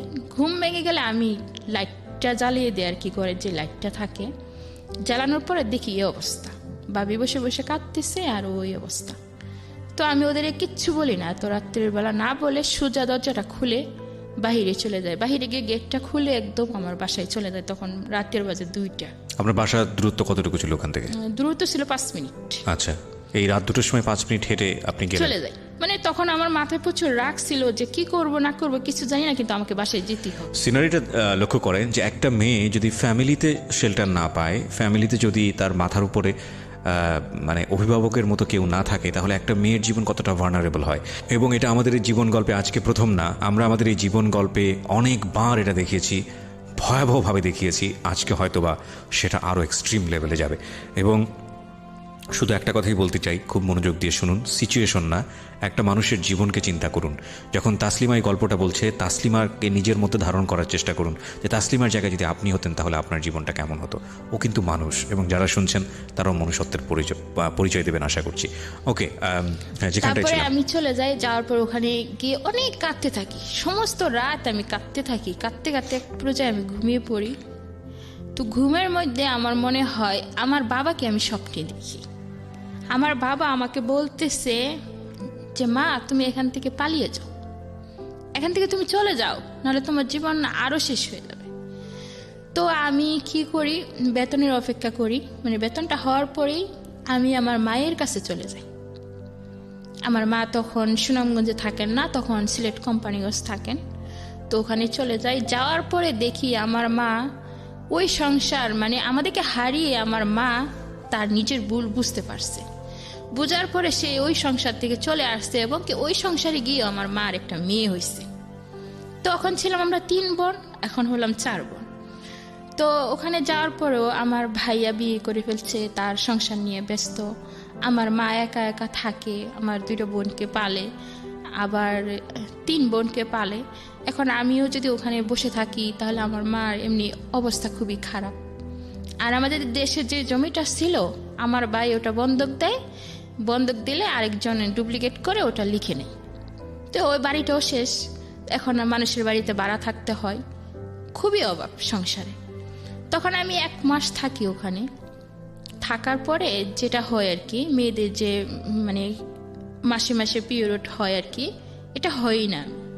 না হওয়ার কারণে আমি কাউকে জিজ্ঞেস করি, একজনকে জিজ্ঞেস করি, তখন সে পাত্তা দেয় না। বলে কি, তুই তো আবি একটা মেয়ে, তোর কি হবে? মানে উনি আরো হাসে। তো ওই জিনিসটা আমি কারোর কাছে কিছু বলতেও পারতেছি না, বা জিনিসটা নিয়ে কোনো আলোচনা যে করব সেটাও পারতেছি না। মানে আপনার মধ্যে কি কোনো ভয় বা সংশয় ছিল, বা আপনি কি বিষয়গুলো জানতেন যে এটা না হওয়ার মানেটা কি? অবশ্যই জানতাম না যে এভাবে। সেটাই আমার প্রশ্ন ছিল, যে আপনি জানতেন না বিষয়টা? জানতাম না। ওকে, তারপর? তো আমি ওখান থেকে আবার চট্টগ্রামে চলে যাই। যাওয়ার পরে ওখানে থাকি না। তখন আমি কাকার সাথে যোগাযোগ করি যে কাকা, আমি শান্তিনগর আর থাকবো না। তখন কাকা এক জায়গায় চাকরি করতেন, তো ওখানে আমাকে একটা বাসা নিয়ে দেন। উনি কোনো খারাপ ছিলেন না, আমাকে নিজের মেয়ের মতোই দেখতেন। দেখার পর আমি ওখানে বাসা নেওয়ার পরে চাকরি হয় না। তো উনি বলেন কি যে ওনারা মেস হিসাবে থাকতেন। তো বলে, তাসলিমা তুমি আমাদের মেসে রান্না করো, তুমি খাবে, তোমাদেরকে বেতনও দেব। তো এক বসে থেকে তো আর লাভ নেই। তো আমি ওই মেসে রান্না করতাম, সমস্ত দিন রান্না করতাম, 2 বেলা রান্না করতাম আর কি। তো সন্ধ্যার আগেই আবার বাসায় চলে যেতাম। তো কাকা আমাকে অনেক সময় একটু রেট হলে নিয়ে দিয়ে আসতেন বাসায়, খুবই ভালোবাসতেন। এরপরে যাই আরেকজন একটা লোক, মানে কাকার সাথে, কাকার একটা ফ্রেন্ড হবে, ওর বাড়ি হচ্ছে রংপুর, নাম হচ্ছে হালিম। তো উনি আবার আমার কাকাকে বলে যে উনি কি আপনার আপন বাইস্তি? বলে কি না। তাহলে আপনি যখন ওকে এত কেয়ার করেন, এত ভালোবাসেন, তাহলে ওকে বিয়ে করে ফেলেন। তা আমার কাকার মাথায় কিন্তু এগুলো ছিল না কখনোই। তো কাকা বলে, না, ওকে আমি নিজের মেয়ের মতো দেখি, কিভাবে আমি ওকে বিয়ে করব। তো বলে কি, রক্তের তো কোনো সম্পর্ক নেই, তাহলে আপনি ওকে বিয়ে করতে পারেন। ওই লোকটার কথা শুনে কাকা আমাকে প্রস্তাব দেয় যে উনি আমাকে বিয়ে করবে। এদিকে আমার এই সমস্যাটা চলতেছে, তখন 2 থেকে 3 মাস হয়ে গেছে। তখন আমি মানে আমার মাথা ঘুরায় বা বমি হয়, এগুলো আর লক্ষ্য করলো আমি বুঝতে পারি না যে আমি আসলে মা হতে যাচ্ছি। তখন এভাবে 4 মাসের মতন হয়ে যায়, এভাবে 5 মাসের মতোই হয়ে যায়। তখন কাকারে অনেক বুঝাই আমি, আমাকে কাকা আপনি মানুষের কথা শুনে আমাকে বিয়ে করার চেষ্টা করতেছেন, এগুলো ঠিক না। ওই দিকে আবার হালিম যে লোকটার কথা বললাম, ও আবার আমার দিকে সবসময় নজর দিত, আর ও আমাকে মানে সম্পর্ক করার চেষ্টা করতো আর কি। তো 5 মাসের পরে যেটা হয়, নাভির গোড়াতে একটু একটু লড়তো আর কি, বাচ্চা তো লড়ে। তো আমি অনেকটা ভয় পেয়ে যাই, কারণ এরকম লড়ে কেন, কি লড়ে। তখন আমি এই জিনিসটা কাকার কাছে বসে শেয়ার করতে পারি না, শেয়ার করি হচ্ছে হালিমের কাছে। তো উনি কি করে, আমাকে নিয়ে একটা ডাক্তারের কাছে যায়, যাই পরীক্ষা করে দেখে 5.5 মাস আমি প্রেগনেন্ট। তখন উনি কাকাকে ফোন দিয়ে বলে তাসলিমা তো এই সমস্যা। কাকা আমাকে জিজ্ঞেস করে যে বাচ্চা এটা কিভাবে হলো বা কার। তখন আমি কিছুই বলতে পারতেছি না, কার কথা বলবো, কি বলবো, মানে ওই কথাগুলো আমি বলতে পারতেছি না যে ওই লোকটা আমার সাথে এগুলো করছে, মানে সবসময় চুপ করে থাকতাম। থাকার পরে কাকা চট্টগ্রামের ঘটনা এটা, যেখানে আপনি রেপ হয়েছিলেন, আর আপনি আপনার কাকার সাথে যে ঘটনাটা ঘটছে এটা কোথায়, কোন জেলায়? এটা হচ্ছে চট্টগ্রামের কালুরঘাটে। তো আপনার কাকা কি বললে ওই লোকটাকে চিনতো? অবশ্যই চিনতো, কারণ তিনি তো ম্যানেজ করে দিয়েছেন, উনি তো রুম ভাড়া নিয়ে দিয়েছিলেন, উনি চিনতো। আপনি কাকাকে বললেন না কেন? কাকাকে বলিনি কারণ ওনার সাথে আমার বয়সের অনেকটা ডিফারেন্স ছিল। তা আমার মনে হতো কি, যদি আমি ঘটনাটা বলি তাহলে কাকারা আমাকে দেখতে পারবে না, আমাকে খারাপ মনে করবে, আর হচ্ছে ওনার সাথে হয়তো আমাকে বিয়ে দিয়ে দিবে, বা এগুলো নিয়ে আলোচনা হলে সামাজিকভাবে আমি অনেক লাঞ্ছিত হব, মানে ওরকম কিছু ভাবতাম। কিন্তু আমি যে কত বড় লাঞ্ছিত হতে যাচ্ছি সেগুলো আপনার মাথায় ছিল না? আমার মাথায় ছিল। কত সালের ঘটনা এটা? এটা হচ্ছে 7 সালের 2007 সাল। আমি কাকার যখন না বলি তখন কাকা সন্দেহ করে যে ওই হালিমের সাথে হয়তো বা আমার কোনো সম্পর্ক আছে। তো হালিমকে বলে যে তুমি ওকে বিয়ে করবা। তো এক পর্যায়ে ওকে বাধ্য করায় যে আমার সাথে মানে আমাকে বিয়ে করার জন্য। তো আসলে তো ও জড়িত না এগুলোর মাঝে, তো একটা কাজীও না, মানে একটা হুজুর রেখে আইনা ওর সাথে আমার বিয়ে দিয়ে দেয়। এটা বিয়ে কিনা আমি জানি না, তবে কলমা পড়ায়, তারপরে কবুল পড়ানোর পরে যে কিছুদিন পরে মানে রেজিস্ট্রেশন করা হবে। তখন ওর কাছে টাকা ছিল না। হালিম এটা মেনে নিল? হালিম এটাকে মেনে নিল, মানে আমি একটা অসহায় দেখে ও মন থেকে মেনে নেয়নি, কিন্তু মানুষের চাপে এটা মেনে নিতে সে ও তো বিবাহিত ছিল। দেশের বাড়িতে ওর ওয়াইফ ছিল। তো যখন ও আলাদা একটা রুম নেই, তখন সে আমাকে বলে নীরবে যে তাসলিমা তুমি বলো এটার জন্য কি আমি দায়ী? তা আমি বলি যে না।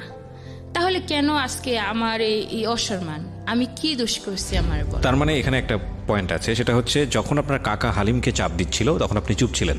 আমি চুপ ছিলাম, তখন এই পরিস্থিতিতে আমার কিছুই বলার ছিল না এবং আপনি সুযোগটা নিয়েছেন somehow.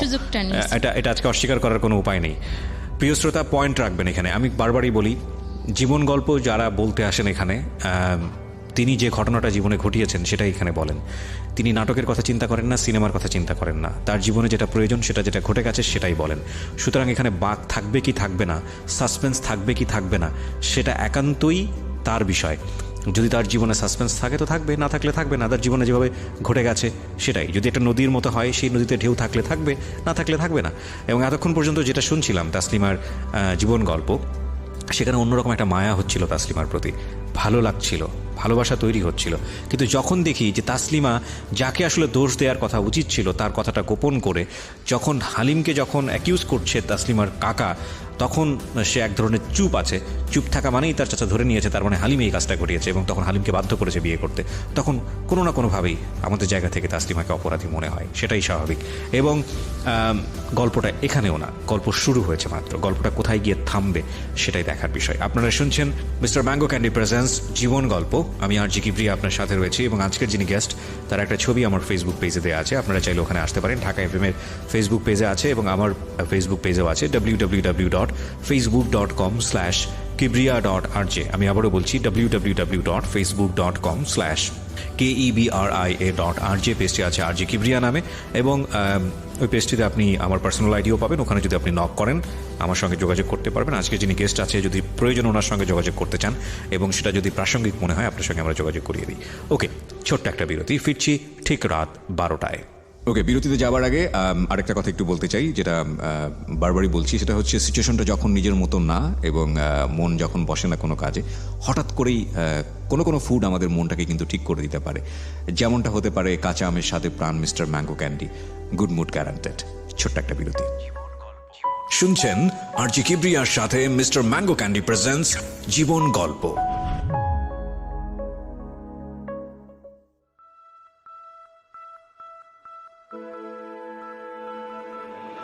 Love, hate, challenge, motivation, lies, truth, impossible, virtue, morality, something beyond entertainment. Welcome to my stage of reality. Stay tuned. Sunday and Wednesday with me RJ Kibriya, only on Dhaka FM 90.4.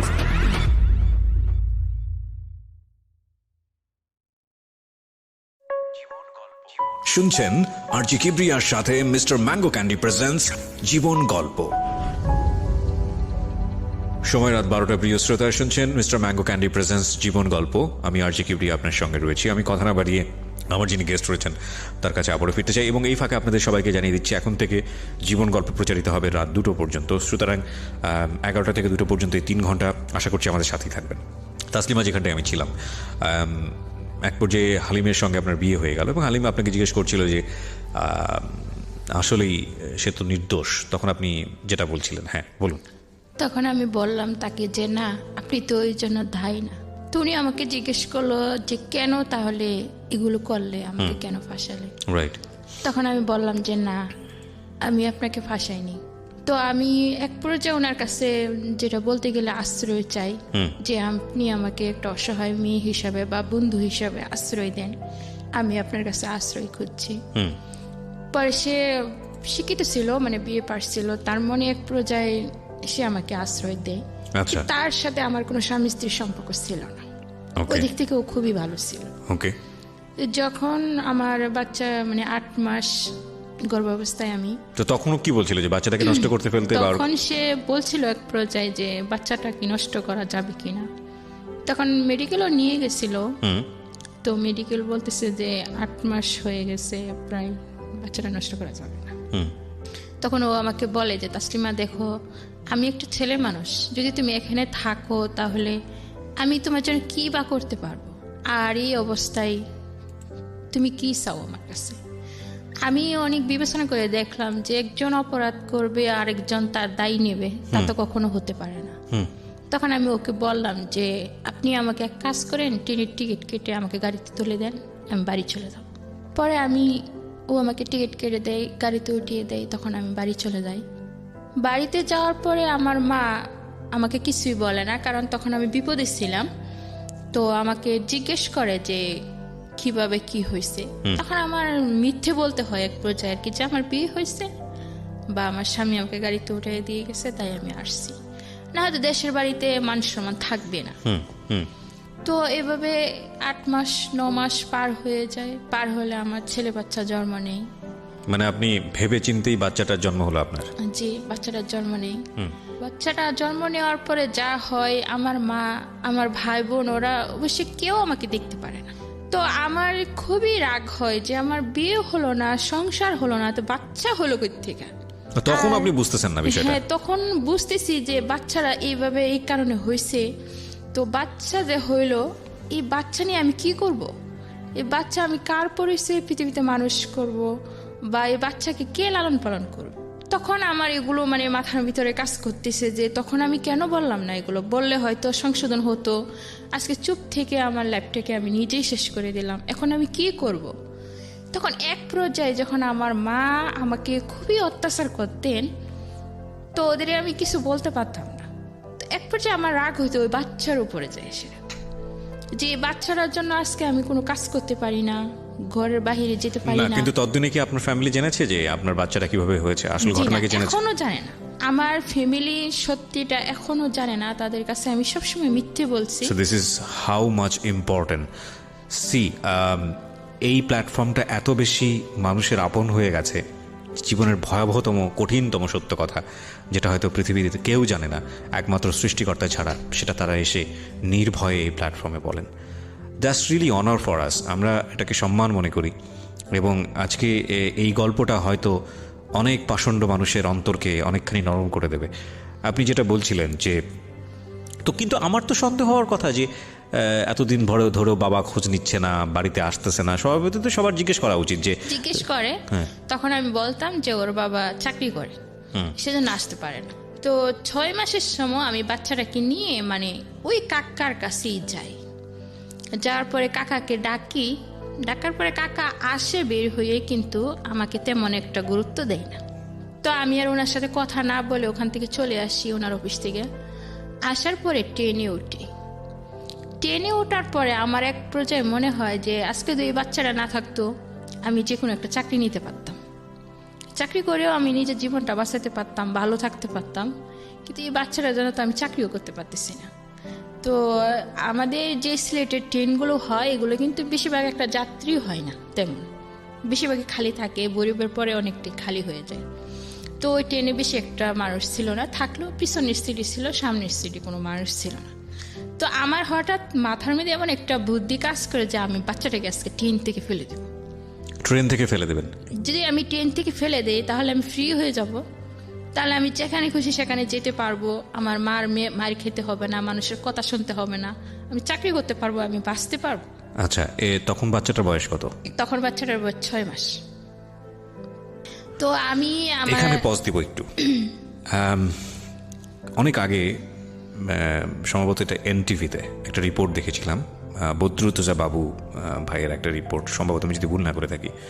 He is a very renowned television reporter এবং বর্তমানে মাছরাঙা টেলিভিশনে কাজ করেন, উনি crime report নিয়ে কাজ করেন। একটা বাচ্চা কুড়িয়ে পাওয়া গেছে হচ্ছে কোনো একটা মানে দুটো বিল্ডিংয়ের মাঝখানে গলিতে কুড়িয়ে পাওয়া গেছে এবং ওটা নিয়ে একটা রিপোর্ট এখনও মাঝে মাঝে ফেসবুকে দেখা যায়। এবং ওই বাচ্চাটা কুড়িয়ে পাওয়ার পরে বাচ্চাটাকে ট্রিটমেন্ট করা হচ্ছে, সেভ করার চেষ্টা করা হচ্ছে, বিভিন্ন ইনভেস্টিগেটেড করা হচ্ছে। এই রিপোর্টটা দেখার পরে মানে আমি আজকের এই জীবন গল্প করতে গিয়ে আমার এই অনুভূতিটা হয়, কিন্তু আমি জানি আমার প্রথম যে অনুভূতিটা হয়েছে এটাই ম্যাক্সিমাম মানুষের অনুভূতি। এই রিপোর্টটা মানে এই বাচ্চার মানে এই রিপোর্টটা দেখতে গিয়ে ফার্স্ট আমার যে অনুভূতিটা হয়েছে সেটা হলো যে কোন পাষণ্ড মা পারলো এই বাচ্চাটাকে ফেলে দিতে, এটা হচ্ছে ফার্স্ট অনুভূতি। সেকেন্ড অনুভূতি, নিশ্চয়ই এই বাচ্চাটার মান সম্মানে সামাজিকতায় আঘাত লাগবে, যে কারণে বাচ্চাটার পরিণতি এরকম হয়েছে। এবং সেক্ষেত্রেও ওই মাটার দিকেই প্রশ্ন এসেছে। একবারের জন্যও কিন্তু মানে আমাদের প্রথম ইমোশন যেটা হয়, একবারের জন্য কিন্তু আমরা ওই ছেলেটার কথা চিন্তা করিনি যে এই ছেলেটার দ্বারা এই কাজটা হয়েছে, কিংবা যেই পরিস্থিতিতে পড়ে মেয়েটাকে বাধ্য করা হয়েছে এই কাজটা করার জন্য, বা মেয়েটা আদৌ বাধ্য হয়েছে কিনা। বাচ্চাটার কষ্টে আমরা সবাই কষ্ট পাচ্ছি এবং আমি জানি এরকম বাচ্চা সমাজে নেওয়ার জন্য অনেকেই প্রস্তুত থাকেন, অনেকের ঘরেই বাচ্চা কাচ্চা হয় না, অনেকেই চান একটা বাচ্চা। কিন্তু আমি বরং গল্পটাকে একটু অন্যভাবে আপনাদেরকে ভাবাতে চাই। দেখুন, কতটা শক্তিশালী ভয়াবহ একটা ব্যাকগ্রাউন্ড থাকলে, কতটা শক্তিশালী কারণ থাকলে, মা তো মাই, সে যেই হোক না, যে অবস্থায় হোক না কেন, একটা মা তার সন্তানকে ফেলে দিতে পারেন। কতটা শক্তিশালী কারণ থাকলে, অন্তত আজকের এই গল্প যে জায়গাটায় দাঁড়িয়ে আছে, প্রায় 1 ঘন্টা 10 মিনিট আমরা পার করে ফেললাম আমাদের এই জীবন গল্পে, সেখানে এসে অন্তত আপনাদের এই উপলব্ধিটা হওয়া উচিত যে যখন তাসলিমা ট্রেন থেকে বাচ্চাটাকে ফেলে দিতে যাচ্ছে, রাইট? সো সেই মুহূর্তে আপনি যদি শুধু ওই সিনারিটুকুই দেখেন যে ট্রেনের মধ্যে আপনি বসে আছেন এবং একটা মহিলা দৌড় দিয়ে গেল, কিংবা একটা কিশোরী মেয়ে দৌড় দিয়ে গেল, তার কোলের বাচ্চাটাকে ঠাস করে সে ফেলে দিল, আপনার অনুভূতিটা কী হবে? আপনার অনুভূতিটা হবে এই মেয়েটাকে মেরে ফেলি, বা এই মেয়েটা কী করলো, এই মেয়েটা তো পাগল, কিংবা এই মেয়েটার একটা চরম শাস্তি হওয়া উচিত। আপনার যা ইচ্ছা আপনি সেটা করার চেষ্টা করবেন। কিন্তু আপনি যদি এই লম্বা ব্যাকগ্রাউন্ডটা জানেন, আপনি কি পারবেন ওর দিকে আঙ্গুলটা তুলতে? তবুও মানুষ আমরা, কথা হচ্ছে এটাই যে আমরা যেই মানুষ একটা শিশু সন্তানের যত্ন করতে জানে না, সেই শিশু সন্তানের যত্ন যেভাবেই হোক না কেন, জন্ম যেভাবেই হোক না কেন, সেই মানুষ আসলে মানুষ না। আমরা সেই জায়গাটা থেকেই তাসলিমাকে আরও গল্পটা সামনের দিকে এগিয়ে নিতে সুযোগ দিব, দেখি সে কী করেছে। হ্যাঁ, ট্রেনের ভিতরে আপনি বাচ্চাটা ফেলে দেওয়ার প্ল্যান করছিলেন, তারপরে আমি যখন তাকে ফেলে দিতে চাচ্ছি, ঠিক ওই মুহূর্তে ও আমার গলার মধ্যে জড়িয়ে ধরে। তখন আমি কিন্তু ওর দিকটা মানে জানালার পাশে ওকে নিয়ে গেছিলাম। ঠিক যখন ও আমার গলায়তে জড়িয়ে ধরে, তখন আমার ওর জন্য খুবই মায়া হয় যে আমি 10 মাস 10 দিন গর্ভে ধারণ করলাম, জন্ম দিলাম, এতদিন পর্যন্ত তাকে আমি লালন পালন করলাম, বুকে দুধ খাওয়ালাম, অবশেষে আমি তাকে ট্রেনের নিচে ফেলে দিব না। তখন আমি ওকে বুকে জড়িয়ে ধরলাম। তো ওকে নিয়ে আমি আবার বাড়িতে ফিরে আপনার যাই। একবারের জন্য চিন্তা হয়নি যে ট্রেনের ভিতরে তো অনেক লোকজন আছে, আপনি ফেলে দেওয়ার পরে কি অবস্থাটা দাঁড়াবে? সেটা তো আর ভাবিনি। তখন তো আমি শুধু এটাই ভাবছি যে আমাকে বাঁচতে হবে, আমাকে ফ্রি করে দেখ, ফ্রি আমাকে হতে হবে, মুক্ত হতে হবে অভিশপ্ত জীবন থেকে। তো যখন আমি বাচ্চাটাকে নিয়ে বাড়িতে ফিরে যাই, তো আবার সে একই অবস্থা, আমার মা অত্যাচার করতে আচ্ছা, থাকে। তখন পর্যন্ত জানে না যে এই বাচ্চাটার আসলে কার ওরসে জন্ম হয়েছে। আমি জানি না যে আজ পর্যন্ত সে জানে কিনা। আপনি যদি সাহসী একটা মেয়ে হতো, আমি জানি না সাহসী কথাটা ওইভাবে বলা উচিত হচ্ছে কিনা, আপনার কি একবারের জন্য মনে হয়নি যে এই বাচ্চাটা নিয়ে ওই লোকটাকে ফেস করতে, যে না বাচ্চাটা তোমার? ওই সময় কি মনে হতো না বা সাহস পেতেন না? ওই সময় মনে হতো, কিন্তু আমার পাশে আমি তেমন কাউকে পাইনি। যদি আমার পাশে কোনো এরকম শক্তিশালী মানুষ পেতাম বা ওর বিষয়ে এগুলো বলতে পারতাম। আপনার তাৎক্ষণিকভাবে যেটা করা উচিত ছিল পুলিশের কাছে যাওয়া। রিয়েলিটি প্রিয় শ্রোতা, কারণ অনুষ্ঠানের ফরম্যাটের জায়গা থেকে আমাকে বলতে হবে, এটা নিয়ম। হয়তো আমাদের সবারই আশ্রয়স্থল হওয়া উচিত আমাদের পুলিশ ডিপার্টমেন্ট। আপনি পুলিশের কাছে কেন যাননি? যাইনি। কেন যাননি? যাইনি, তখন আমার মাথায় এগুলো ছিল না। এগুলো ছিল না। যদি থাকতো তাহলে কি যেতেন পুলিশের কাছে? অবশ্যই যেতাম। ওকে, ফাইন। সবারই আমি বলবো একটা কথা, যে আপনি বিচার পান কি না পান, ন্যায় বিচার পান, পুলিশের অনেক অনেক সদস্য আছে যারা সত্যি সত্যি অনেক মহৎ। আমরা একটা পারসেপশন আমরা একটা গ্রো করি, এবং সেটা অনেকের আচরণের জন্যই হয়, একটা নেগেটিভ পারসেপশন পুলিশ সম্পর্কে। কিন্তু আপনাদের প্রথম যেখানে নক করা উচিত সেটা হচ্ছে থানা পুলিশ, এরকম ঘটনা ঘটলে। ওকে, বলুন তারপরে আগের মতোই আমার আম্মু আমার সাথে ব্যবহার করতে থাকে। তখন প্রায় 9 মাস হয়, তখন আমার ছেলে প্রায় হাঁটতে শিখছে। তো একদিন আমার আম্মু আমাকে অনেক মারে, মেরে ঘর থেকে বের করে দেয়। তো আমার মনে হয় যে জীবনটা আমার খুবই অভিশপ্ত।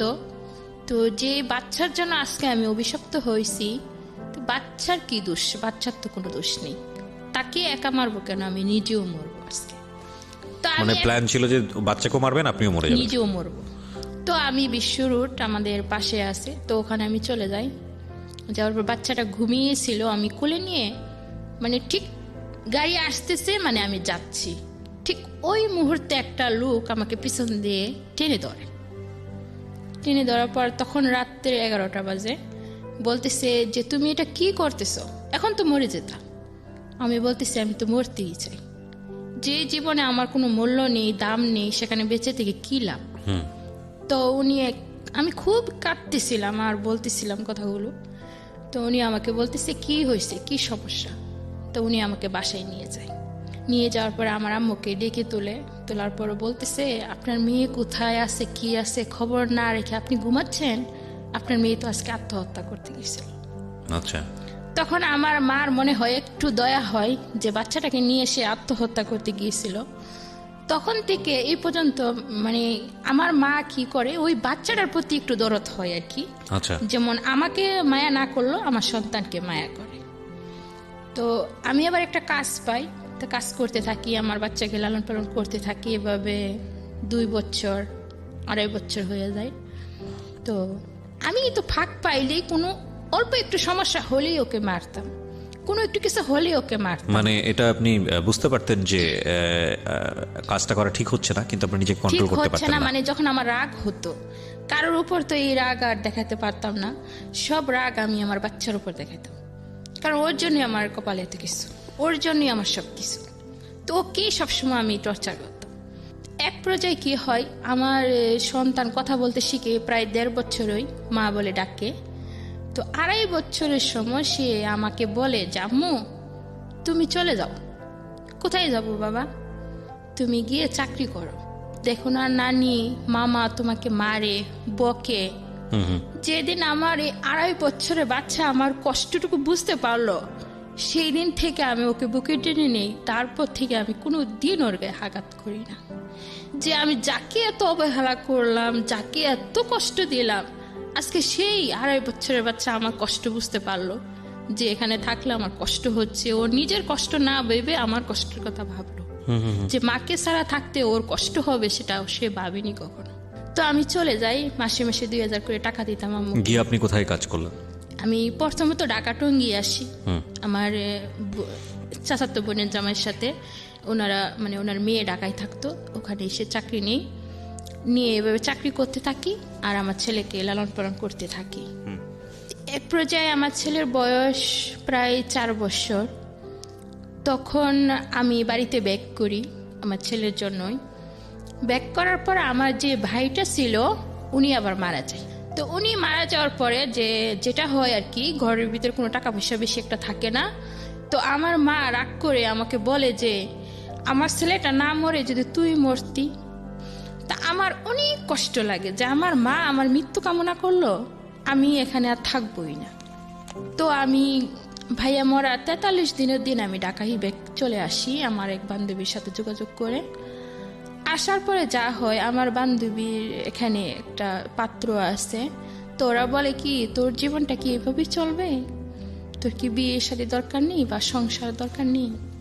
তো আমিও নিজের থেকেও ভাবি যে আমারও তো সংসারের প্রয়োজন আছে, বিয়ে হওয়ার দরকার আছে। তো বলে কি একটা ভালো পাত্র আছে, যদি তুই কিছু মনে না করস তাহলে ওর কাছে তোকে বিয়ে দিয়ে দে।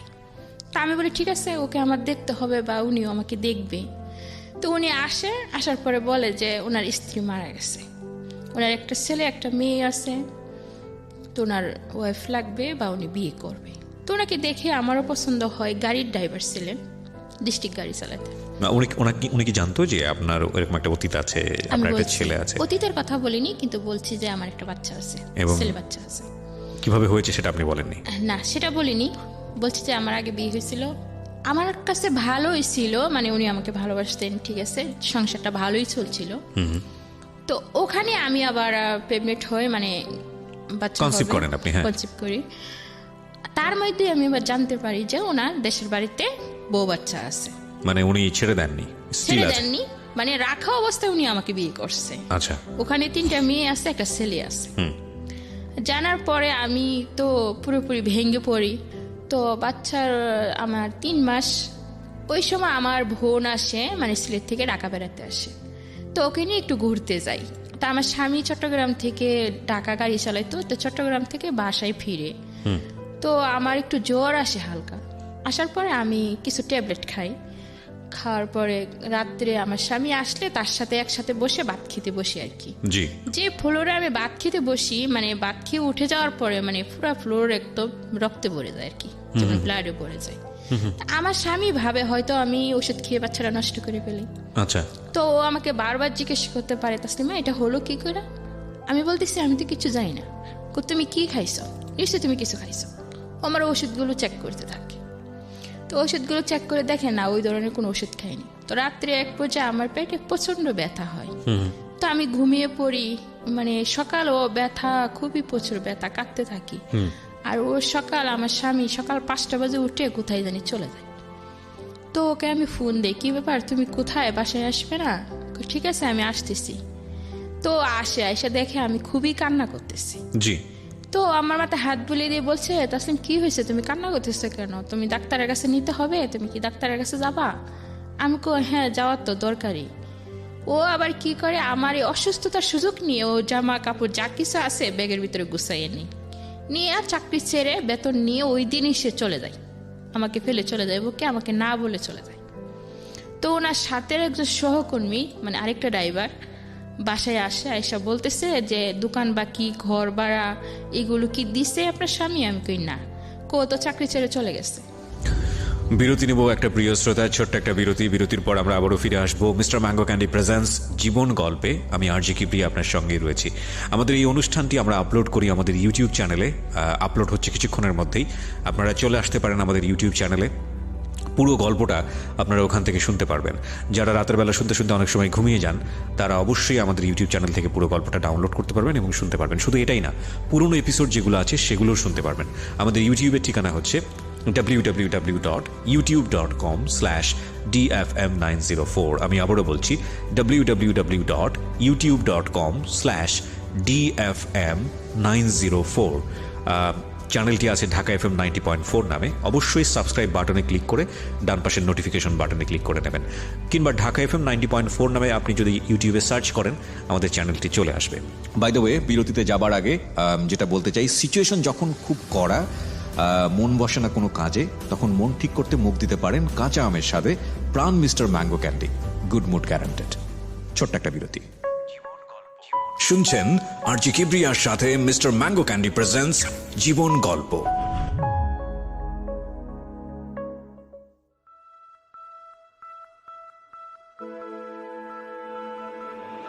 Love,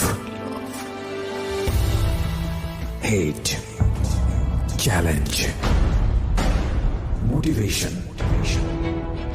lies, truth, impossible, virtue, morality, something beyond entertainment. Welcome to my stage of reality. Stay tuned. Sunday and Wednesday with me RJ Kibriya, only on Dhaka FM 90.4.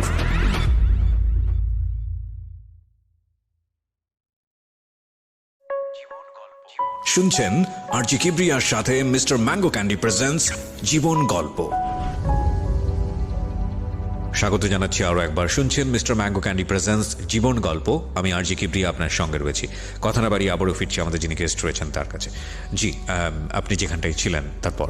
উনি তো চলে যায়, তারপর আমি ওনাকে ফোন দিই যে কি ব্যাপার, তুমি কোথায়? বলে কি আমি তো এক জায়গায় কাজে আসছি, তুমি বাসায় যাও আর টেনশন করো না, আমি বাসায় ফিরব। মিথ্যে সান্ত্বনা দিচ্ছিল তখন আমাকে। ও যখন চলেই গেছে আমাকে ফেলে, তাহলে আমার আগের ওই বাচ্চার কষ্টের কথাই তো আমার মনে আছে এখনো, তাহলে আমি আর বাচ্চা নিব না।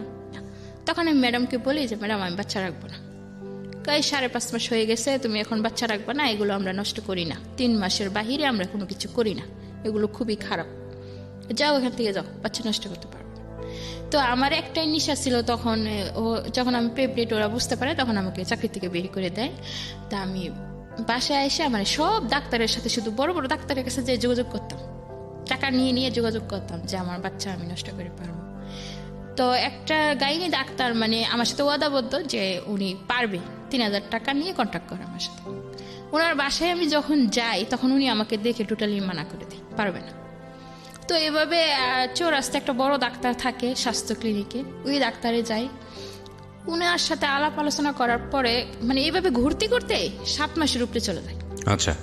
তো উনি বলে কি, দেখো তাসলিমা, তুমি এই বাচ্চাটা নষ্ট আমরা ঠিকই করতে পারবো, কিন্তু দেখা যাচ্ছে কি তোমার তো ঢাকা শহর কেউ নেই, এবং কি টাকা পয়সার অনেক প্রয়োজন আছে, এমন আছে তুমি বিনা চিকিৎসায় মারাও যেতে পারো। তার সাথে ভালো হবে কি, তুমি বাচ্চা যখন তোমার চাই না, তুমি কাউকে দান করে দাও, তাতে তুমি নিজেও বাঁচবে, বাচ্চাটাও বেঁচে থাকবে। তো ওনার কথা শোনার পরে আমি বাসায় এসে নিজেও ভাবতে থাকি যে ঠিক তো, উনি যা বলছেন অবশ্যই ভালোই বলছেন।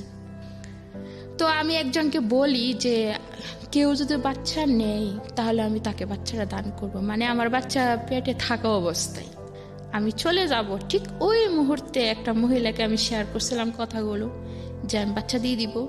উনি আসে বলে কি, তাসলিমা তোমাকে কামাল নামের একটা লোক ডাকতেছে। তো আমি ওনার বাসায় যাইলে উনি আমাকে জিজ্ঞেস করে কিভাবে এরকম হলো, আমি সব বিস্তারিত বলি। বলার পরে উনি বলে কি, বাচ্চাটা আমার কাছে একটা স্যার আছে, স্যারের তো বাচ্চা কাচ্চা নেই, উনি বাচ্চাটা নিবে। উনি আবার আমার বাড়িওয়ালাকে এসে বলে দেয় যে মেয়েটাকে তাড়াবেন না, মেয়ের কোনো সমস্যা হোক আমরা দেখব। তো আমি থাকতে থাকি। তো আমার খাওয়া দাওয়া খরচপাতি যা কিছু আছে ওনারা দেয় আমাকে। এভাবে ওনারা আমাকে আলট্রাসাউন্ড করার টাকা দেয়, আমি যাই আলট্রাসাউন্ড করি। আলট্রাসাউন্ড করলে ধরা পড়ে কি মেয়ে হবে শুনে ওদের মনটা জানি কেমন হয়ে যায়। লাস্ট পর্যায়ে এসে ওরা মানা করলে যাদের কাছে মানা করে যে কামাল, ওনারা বলে কি এখন তো লাস্ট পর্যায়ে বাচ্চা হওয়ার প্রায় ডেট, এখন যদি মহিলাটাকে মানা করি যে তোমার বাচ্চা কেউ নিবে না, যদি কোনো সমস্যা হয়, তো ওনারা আর আমাকে বলে না বইলা ওনারা মনে মনে এটা ভাবে যে যত টাকা পয়সা লাগুক আমরা দিয়ে মেয়েটাকে সহযোগিতা করব। আমি যে বাড়িতে থাকতাম এই বাড়িওলি আবার মানে উনি যে ঘুরে যাতায়াত করেন আর কি, জজ করে, তো উকিলে নাকি একটা বাচ্চার দরকার। তো উনি আবার আমাকে বলতেছে যে আমার বাড়িতে বাচ্চা মানে অন্য কাউকে দিয়ে দিবে, অথচ আমি জানি না। আমার উকিলে একটা বাচ্চা চাইছে অনেক দিন ধরে আমার কাছে, বলছে কোথাও পাইলে খুঁজ বলার জন্য। পরে ওনারা আবার কিভাবে জানি ওনার সাথে যোগাযোগ করে, কইরা উকিলের সাথে যোগাযোগ করে। উকিলে ফোনে বলে ঠিক আছে বাচ্চা আমরা নেব, ছেলে হোক বা মেয়ে হোক কোনো সমস্যা নাই। তো সাইজ সিজার করে বাচ্চাটা হয়। আমি একদম অসুস্থ হয়ে পড়ি। অসুস্থ হওয়ার পরে আমি মানে চোখ বন্ধ রাখা অবস্থায় শুনতে পারতেছি যে সিস্টাররা ডাক্তাররা বলাবলি করতেছে যে বাচ্চারা দেখতে শুনতে বেশ সুন্দর, মোটা ঠোঁটা, মানে 3 কেজি 90 গ্রাম হয়েছে। এরকম বাচ্চা কি ওর হয় না সহজে। তো আমার খুবই মানে তাকে দেখতে ইচ্ছে করতেছে, কারণ তারা যখন বলাবলি করতেছে যে বাচ্চাটা অনেক সুন্দর, তখন আমি চোখ খুলে আমি আমার মেয়ের দিকে তাকাই দেখি সত্যি অনেক সুন্দর। এখন আমার চোখের পানি আসছে জোরে জোরে পড়তে থাকে যে এত কষ্ট আমি করলাম, আর এই বাচ্চা তো আমি আজকে আরেকজনের হাতে তুলে দিব। কারণ আমি পেটে থাকতে ওয়াদাবদ্ধ তাদের কাছে যে আমি ওদিকে বাচ্চা দিয়ে দিব। এখন তো বাচ্চা দেখে আমার খুবই মায়া লাগতেছে, আমি এই সন্তান কি করে তাদেরকে দিয়ে দিব। তো ওদের কে জানি মারা যায়, ওরা আর সেদিন আসতে পারে না। তো বাচ্চা নিয়ে বিকালে আমরা বাড়িতে ব্যাক করি। ব্যাক করার পর একটা খালি রুমে মানে কার্টুন বিছাইয়া আমাকে থাকতে দেওয়া হয়। আমি ওই রুমে থাকি আমার বাচ্চাকে নিয়ে। এমন একটা লোক নাই যে আমার কাপড়গুলো কেউ ধুয়ে দিবে বা আমার এই বাচ্চাটাকে একটু কোলে নিয়ে বসবে। তো সমস্ত রাত বাচ্চাকে এই শরীর নিয়ে দুধ গরম করে আনিয়ে খাওয়াই, আবার ওকে কোলে নিয়ে বসে থাকি। আবার পরের দিন সকালে নিজের কাপড় চোপড়, বাচ্চার কাপড় চোপড় ঠান্ডা পানি দিয়ে আমি দোয়ার পরে ওরা আসে না, নিতে আসে না। তো এইভাবে তখন আমার শরীরে অনেক শক্তি ছিল, কোথায় থেকে আসছিল তা আমি জানি না, মনে হয় আল্লাহ পাকি দিছিল আমার মেয়েকে যত্ন করার জন্য। তো মেয়ের দিকে তাকিয়ে থাকি, শুধুই কাঁদতে থাকি যে এত সুন্দর মেয়ে হলো আমার, আজকে আমি কি করে অন্যের হাতে তুলে দিব এই মেয়েকে। তো এক পর্যায়ে কি হয়, ভাত দিলে আমি ভাত খাই না, কাঁদতে কাঁদতে আমার চোখ মুখ সব কিছু ফুলে যায়। তো ওনারা এভাবে 3 দিন পরে বুকে দুধ আসে, ওকে আমি দুধ খাওয়াই। তো বাচ্চার প্রতি আমার মায়া পড়ে যায়, বাচ্চাকে দিতে ইচ্ছে করে না।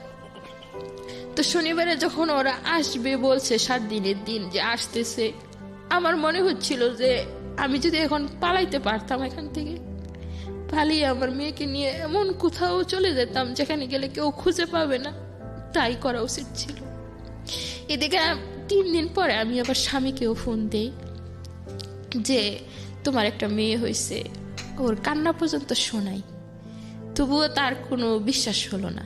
ওরা যখন আসে তখন আমি বলি যে মেয়ের তো বাবা আছে, তো বাবাকে আপনারা একবার ফোন করেন। ফোন করার জন্য আমি রিকোয়েস্ট করি।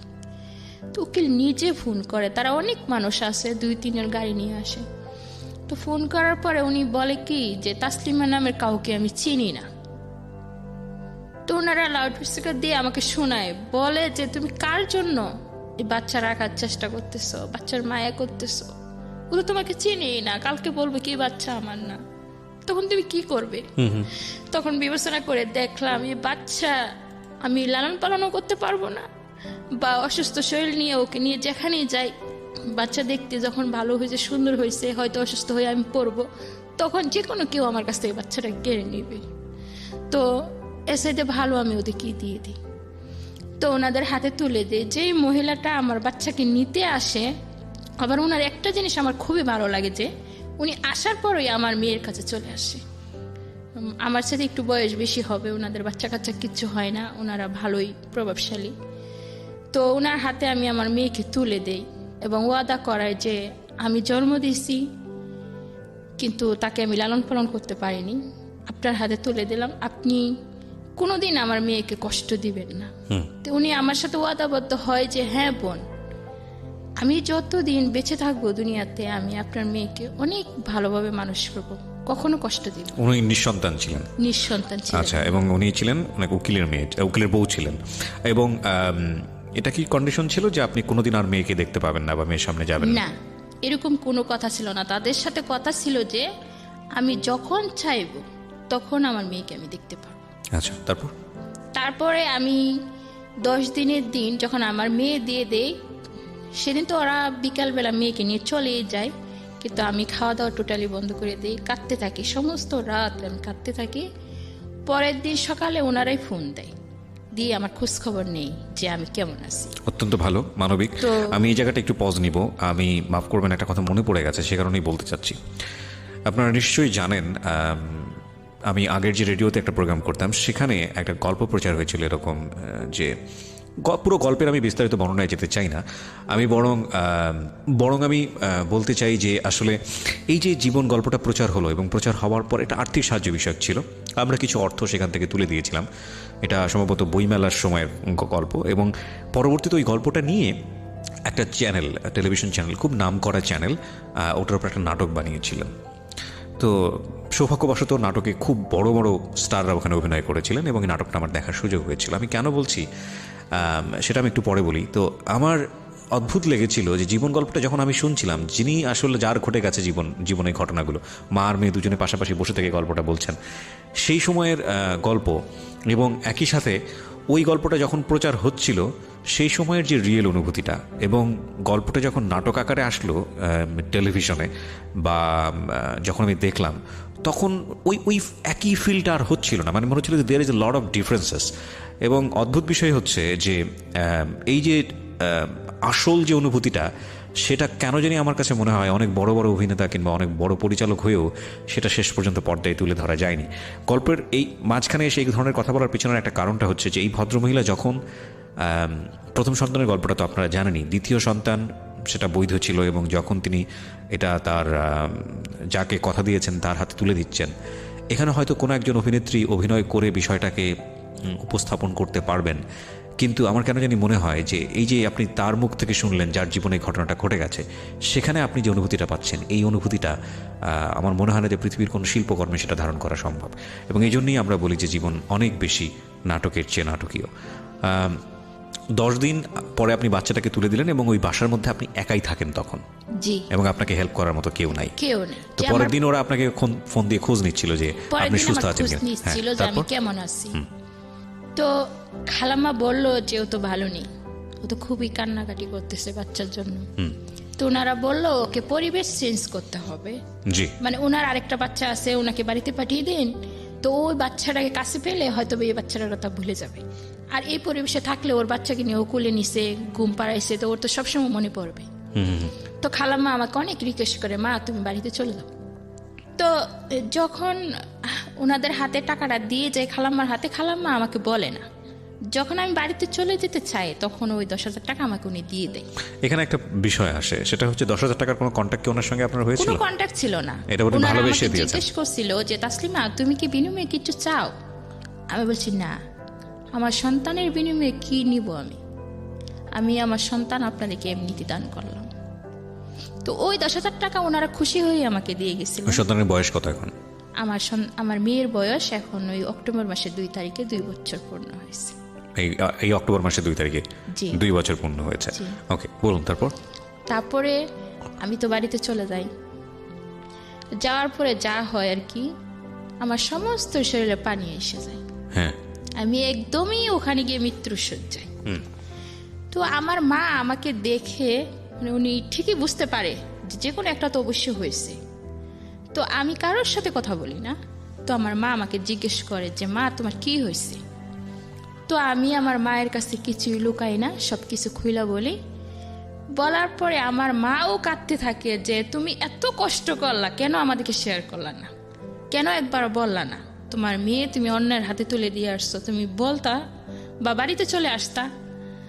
তো বললাম যে আগের বাড়ি তো আসছিলাম, এক্স্যাক্টলি, তখন তো আমার যে কষ্ট হয়েছিল ওই পরিমাণ কষ্টের কারণেই তো এখন আমি আসিনি। রাইট, ছেলেটাকেই তোমরা যেভাবে নিয়েছো, এরপরে যদি আরেকটা মেয়ে নিয়ে আসতাম তাহলে তো সেটা আরেকটা, তোমরা আমাকে ঘর থেকে বের করে দিতে। রাইট। তো আমার আম্মু আর কিছুই বলে না। তখন আমার আম্মু বুঝতে পারে যে ও তো এমনিতেই কষ্ট পাইছে, যদি আমরা আরো কষ্ট বলতে থাকি তা আরো বেশি কষ্ট পাবে। হ্যাঁ। তো আমার আম্মু কি করে, আমাকে খুবই যত্ন করে তখন বাড়িতে গেলে। আর ওই 10,000 টাকা আমি নিয়ে আম্মুর কাছে দিয়ে দিই। আম্মু আমাকে গাইনি ডাক্তারের কাছে নিয়ে যায়, চিকিৎসা করাই, যা খাওয়াইতে বলে তাই খাওয়া, গরম পানি দিয়ে গোসল করাইতো। তো এইভাবে আমি মোটামুটি 1-1.5 মাসের ভিতরে মোটামুটি একটু সুস্থ হয়ে যাই। যাওয়ার পরেও আমার সেই ঘুরে ঘুরে আমার ওই মেয়ের কথাই মনে পড়ে। আমার ছেলে আমার কাছে আসতেছে, বুকের উপর মাথা রেখে বলতেছে আম্মু তোমার কি হয়েছে, তুমি শুয়ে আসছো কেন, উঠো, তুমি শুয়ে থাকলে আমার ভালো লাগে না। ও তো আর বুঝতেছে না যে আমি খুব কষ্টে আছি। ও এসে আমাকে জড়িয়ে ধরতেছে, আম্মু আমাকে কুলে নাও। আমি যে অসুস্থ সে তো বুঝতেছে না। তো এভাবে আমি ছেলের সাথেও বেশি একটা কথা বলতাম না, মানে 3 মাস টোটালি আমি কারোর সাথে কথা বলতাম না। তো আমার পাড়াপড়শিরা যারা আছে সবাই বলতো যে তুই আয়শা ঘরের ভিতরে শুয়ে থাকস কেন, আমাদের কাছে যাস না। আম্মা বলতো যে ওরে বিরক্ত করিস না, চলে যা।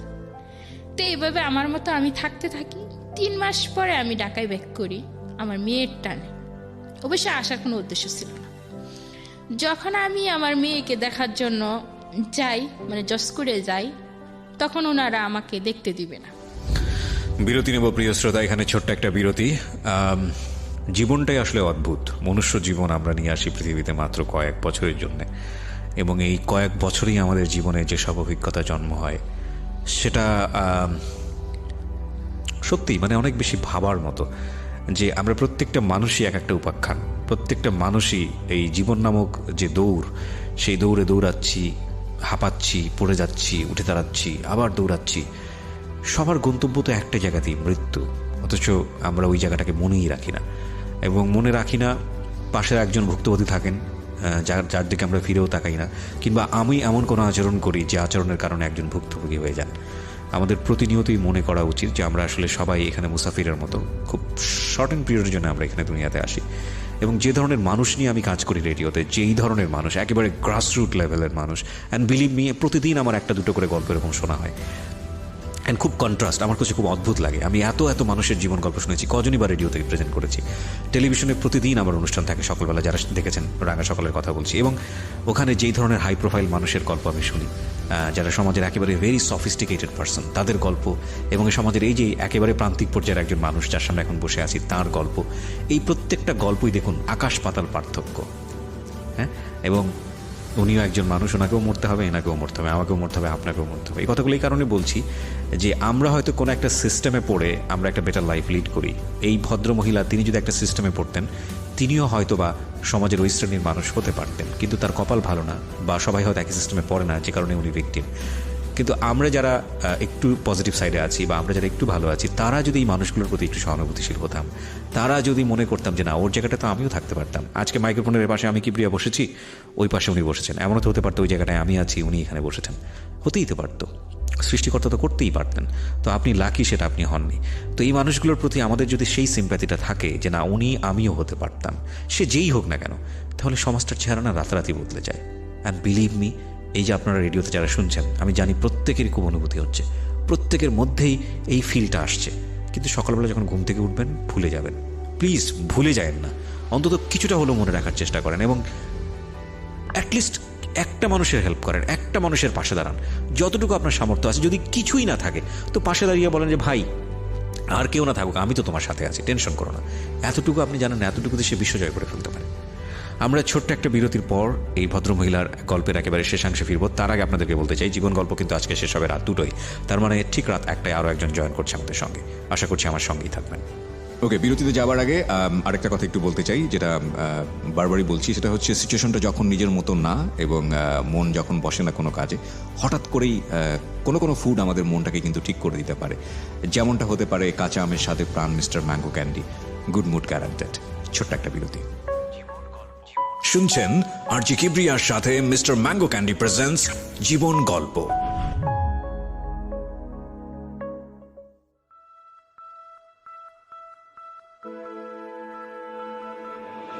Love, hate, challenge, motivation, lies, truth, impossible, virtue,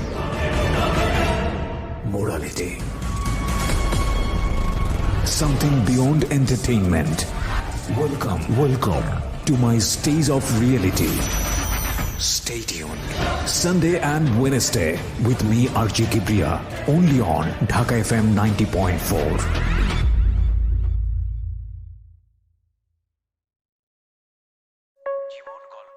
শুনছেন আরজি কিবরিয়ার সাথে মিস্টার ম্যাঙ্গো ক্যান্ডি প্রেজেন্টস জীবন গল্প।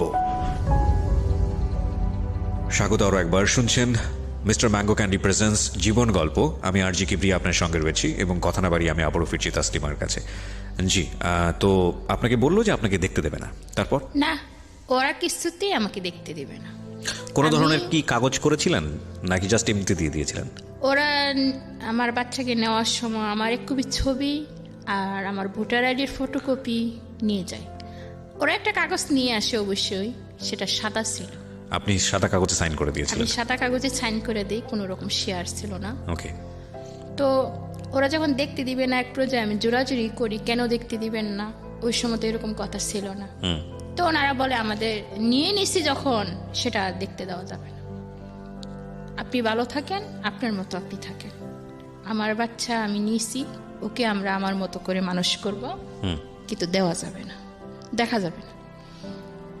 তো আমার খুবই কষ্ট লাগে সেই দিন, আমি খুব কাঁদতে থাকি ওখানে বসে, ওই মানে জজ করে বসে আমি কাঁদতে থাকি ওদের সামনে।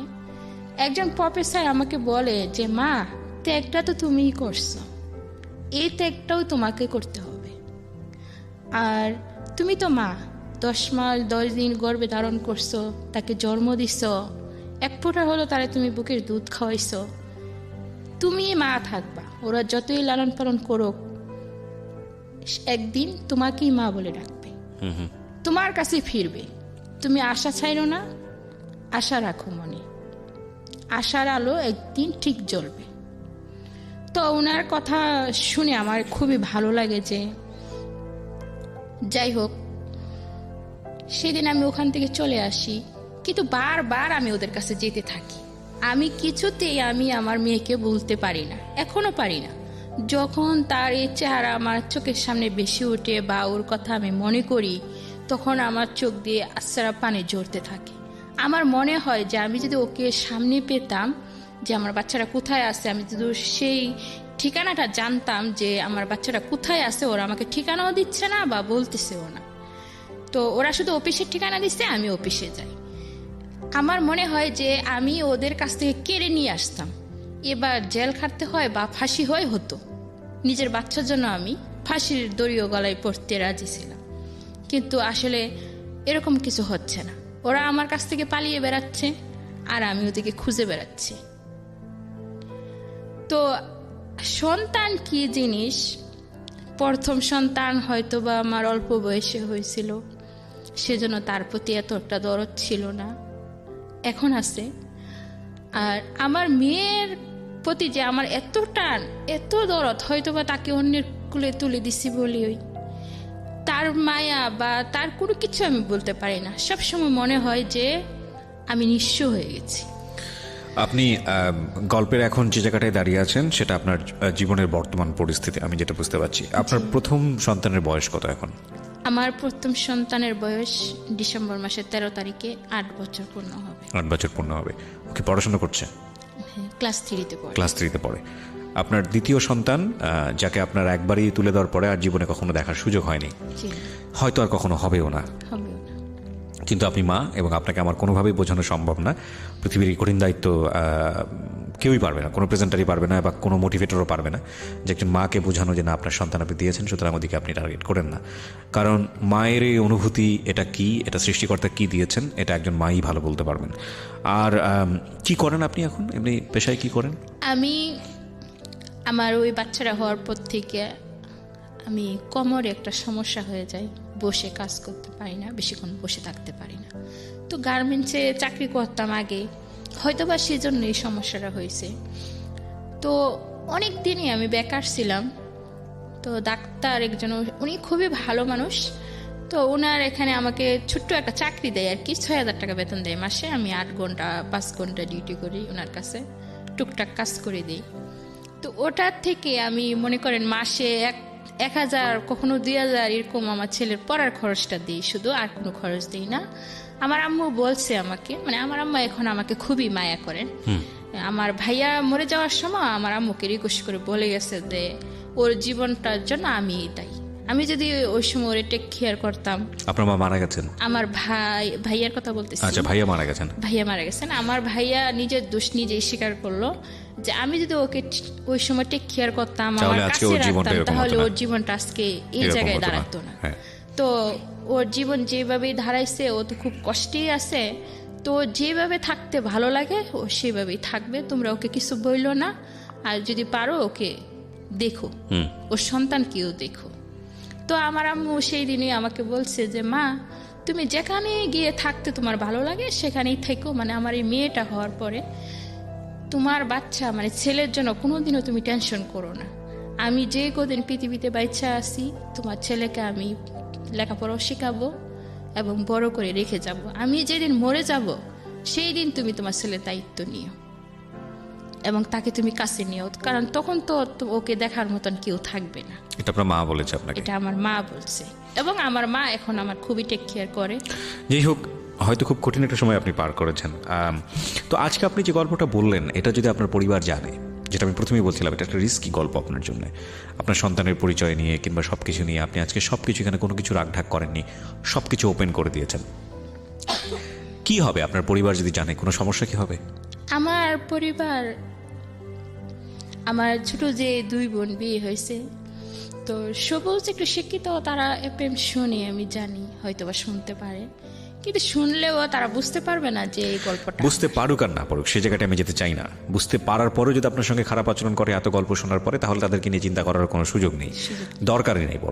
বরং এই জায়গাটায় যেতে চাই যে আপনার সন্তান এখন 8 বছর বয়স, আপনার সন্তান একদিন বড় হবে, আপনার সন্তানের কাছে কি আপনি এই ব্যাপারটা গোপন রাখবেন নাকি একসময় বলবেন যে আসলে বাবা এইভাবে এরকম ঘটনা ঘটেছিল?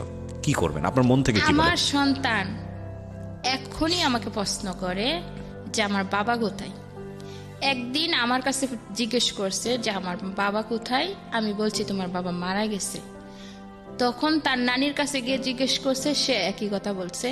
তার ছোট 2 খালাম্মার কাছে জিজ্ঞেস করছে, সে একই কথা বলছে। কিন্তু আমার ছোট একটা বোন আছে, ওর বাড়ি অনেকটা ডিফারেন্স আর কি, ওর কাছে জিজ্ঞেস করছে, ও বলছে তোমার বাবা আছে। তো ও আমার কাছে এইসব বলতেছে, আম্মু তুমি আমার সাথে মিথ্যে কথা বলছো, তুমি লুকাইছো। কি লুকাইছি বাবা? কই যে আমার আব্বু বেঁচে আছে, তুমি বলছো মারা গেছে।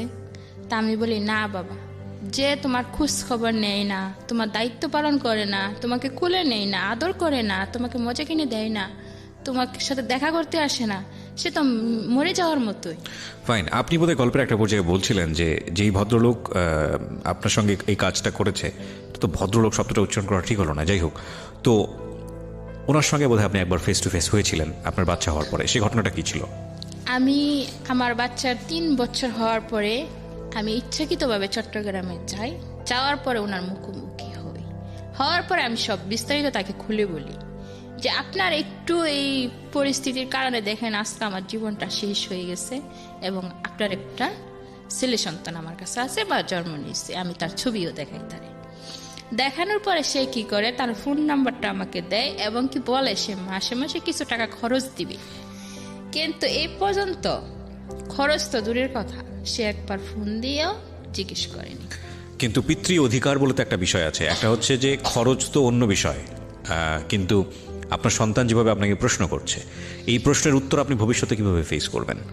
ভবিষ্যতে আমি এখনই চিন্তা করি যে আমার ছেলে আল্লাহ দিলে অনেক মেধাবী, সব দিক দিয়ে ভালো, তো ও এখনই বলে যে মা আমার আব্বু কোথায় আছে। না আমি সেটা জানি, কিন্তু আপনি ফেস করবেন কিভাবে? আপনার সিদ্ধান্তটা কি? আমার সিদ্ধান্ত এটাই, আমার ছেলে যেদিন বড় হবে, এখন হয়তো সে ছোট আছে বুঝবে না, আর একটু বড় হবে, তখন আমি আমার ছেলেকে সব কিছু খুলে বলবো। খুলে বলার পরে সে যা সিদ্ধান্ত নেবে সেটাই আমার সিদ্ধান্ত।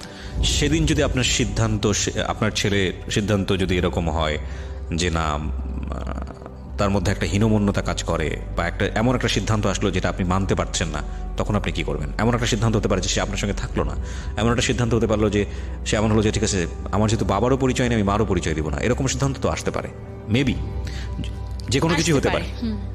তখন আমি কি করব সত্যি বলতে ভবিষ্যতের কথা এখন আমি বলতে পারতেছি না। সেটা তবে একটা কথা আমি আপনাকে বলি, এবং সেদিন যদি সুযোগ হয়, আজকের এই রেডিও প্রোগ্রামটা থেকে যাবে, সারা জীবনের জন্যই থেকে যাবে, আমাদের ইউটিউবে থেকে যাবে, বা সেদিন যদি সুযোগ হয়, আজ থেকে এত বছর পরে এই অনুষ্ঠানটার ভবিষ্যৎ কি হবে আমি জানি না, সবকিছু সৃষ্টিকর্তাই জান, আপনি এই অনুষ্ঠানটা তাকে শোনাবেন। এবং আমি কিছু কথা বলছি, সেটা আপনার ছেলের জন্য আমি আজকেই বলে দিলাম। সেটা হলো যে দেখো, তুমি আজকে মাত্র 8 বছর বয়স, তোমার নামটা আমি পুরো অনুষ্ঠানে জিজ্ঞেস করিনি, সেটা হয়তো সামাজিকতার জায়গা থেকে তোমার জন্য খারাপ হতে পারে, সো নামটা জিজ্ঞেস করলামই না।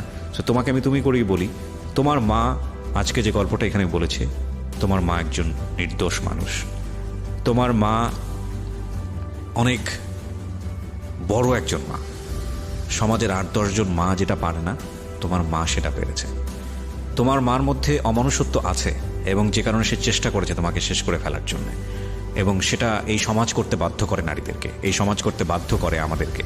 কারণ এই সমাজ একটা সন্তানের জন্ম হলে প্রথমেই পিতার পরিচয় খোঁজে, মায়ের পরিচয় খোঁজে, এবং সেই পরিচয়ে কোনো রকম কোনো সন্দেহ থাকলে তার বড় হয়ে ওঠা এই সমাজে বিষের মতো হয়ে যায়। এবং সেই জায়গাটি থেকে তোমার মা সংসার কি সেটা বুঝে ওঠার আগে, শারীরিক সম্পর্ক কি সেটা বুঝে ওঠার আগে মা হয়েছে, এবং সে নির্ঝঞ্ঝাটভাবে বাঁচতে চেয়েছে। কিন্তু তুমি যখন বোঝো না, সেই সময়ে তোমার যে আলিঙ্গনটা তোমাকে পৃথিবীতে বাঁচিয়ে রাখার জন্য তার যে জীবন সংগ্রাম করতে তাকে ইন্সপিরেশন দিয়েছে, উৎসাহ দিয়েছে, সেটার জন্যেই তুমি আজকে তোমার পিতার পরিচয় খুঁজতে পারছ, অর্থাৎ তুমি বেঁচে আছো।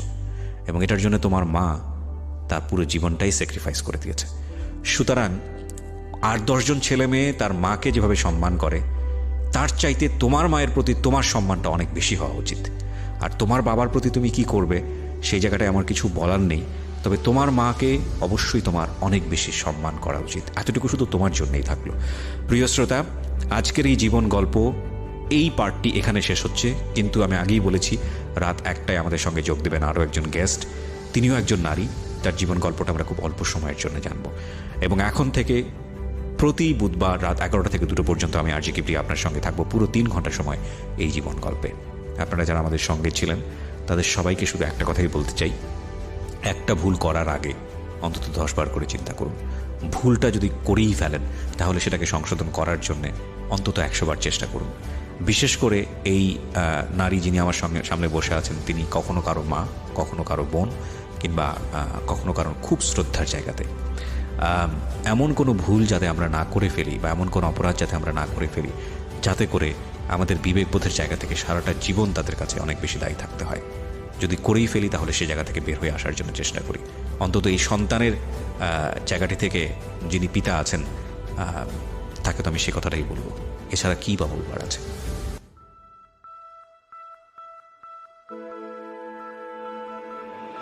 Love, hate, challenge, motivation, lies, truth, impossible, virtue, morality, something beyond entertainment. Welcome to my stage of reality. Stay tuned. Sunday and Wednesday with me, RJ Kibriya, only on Dhaka FM 90.4.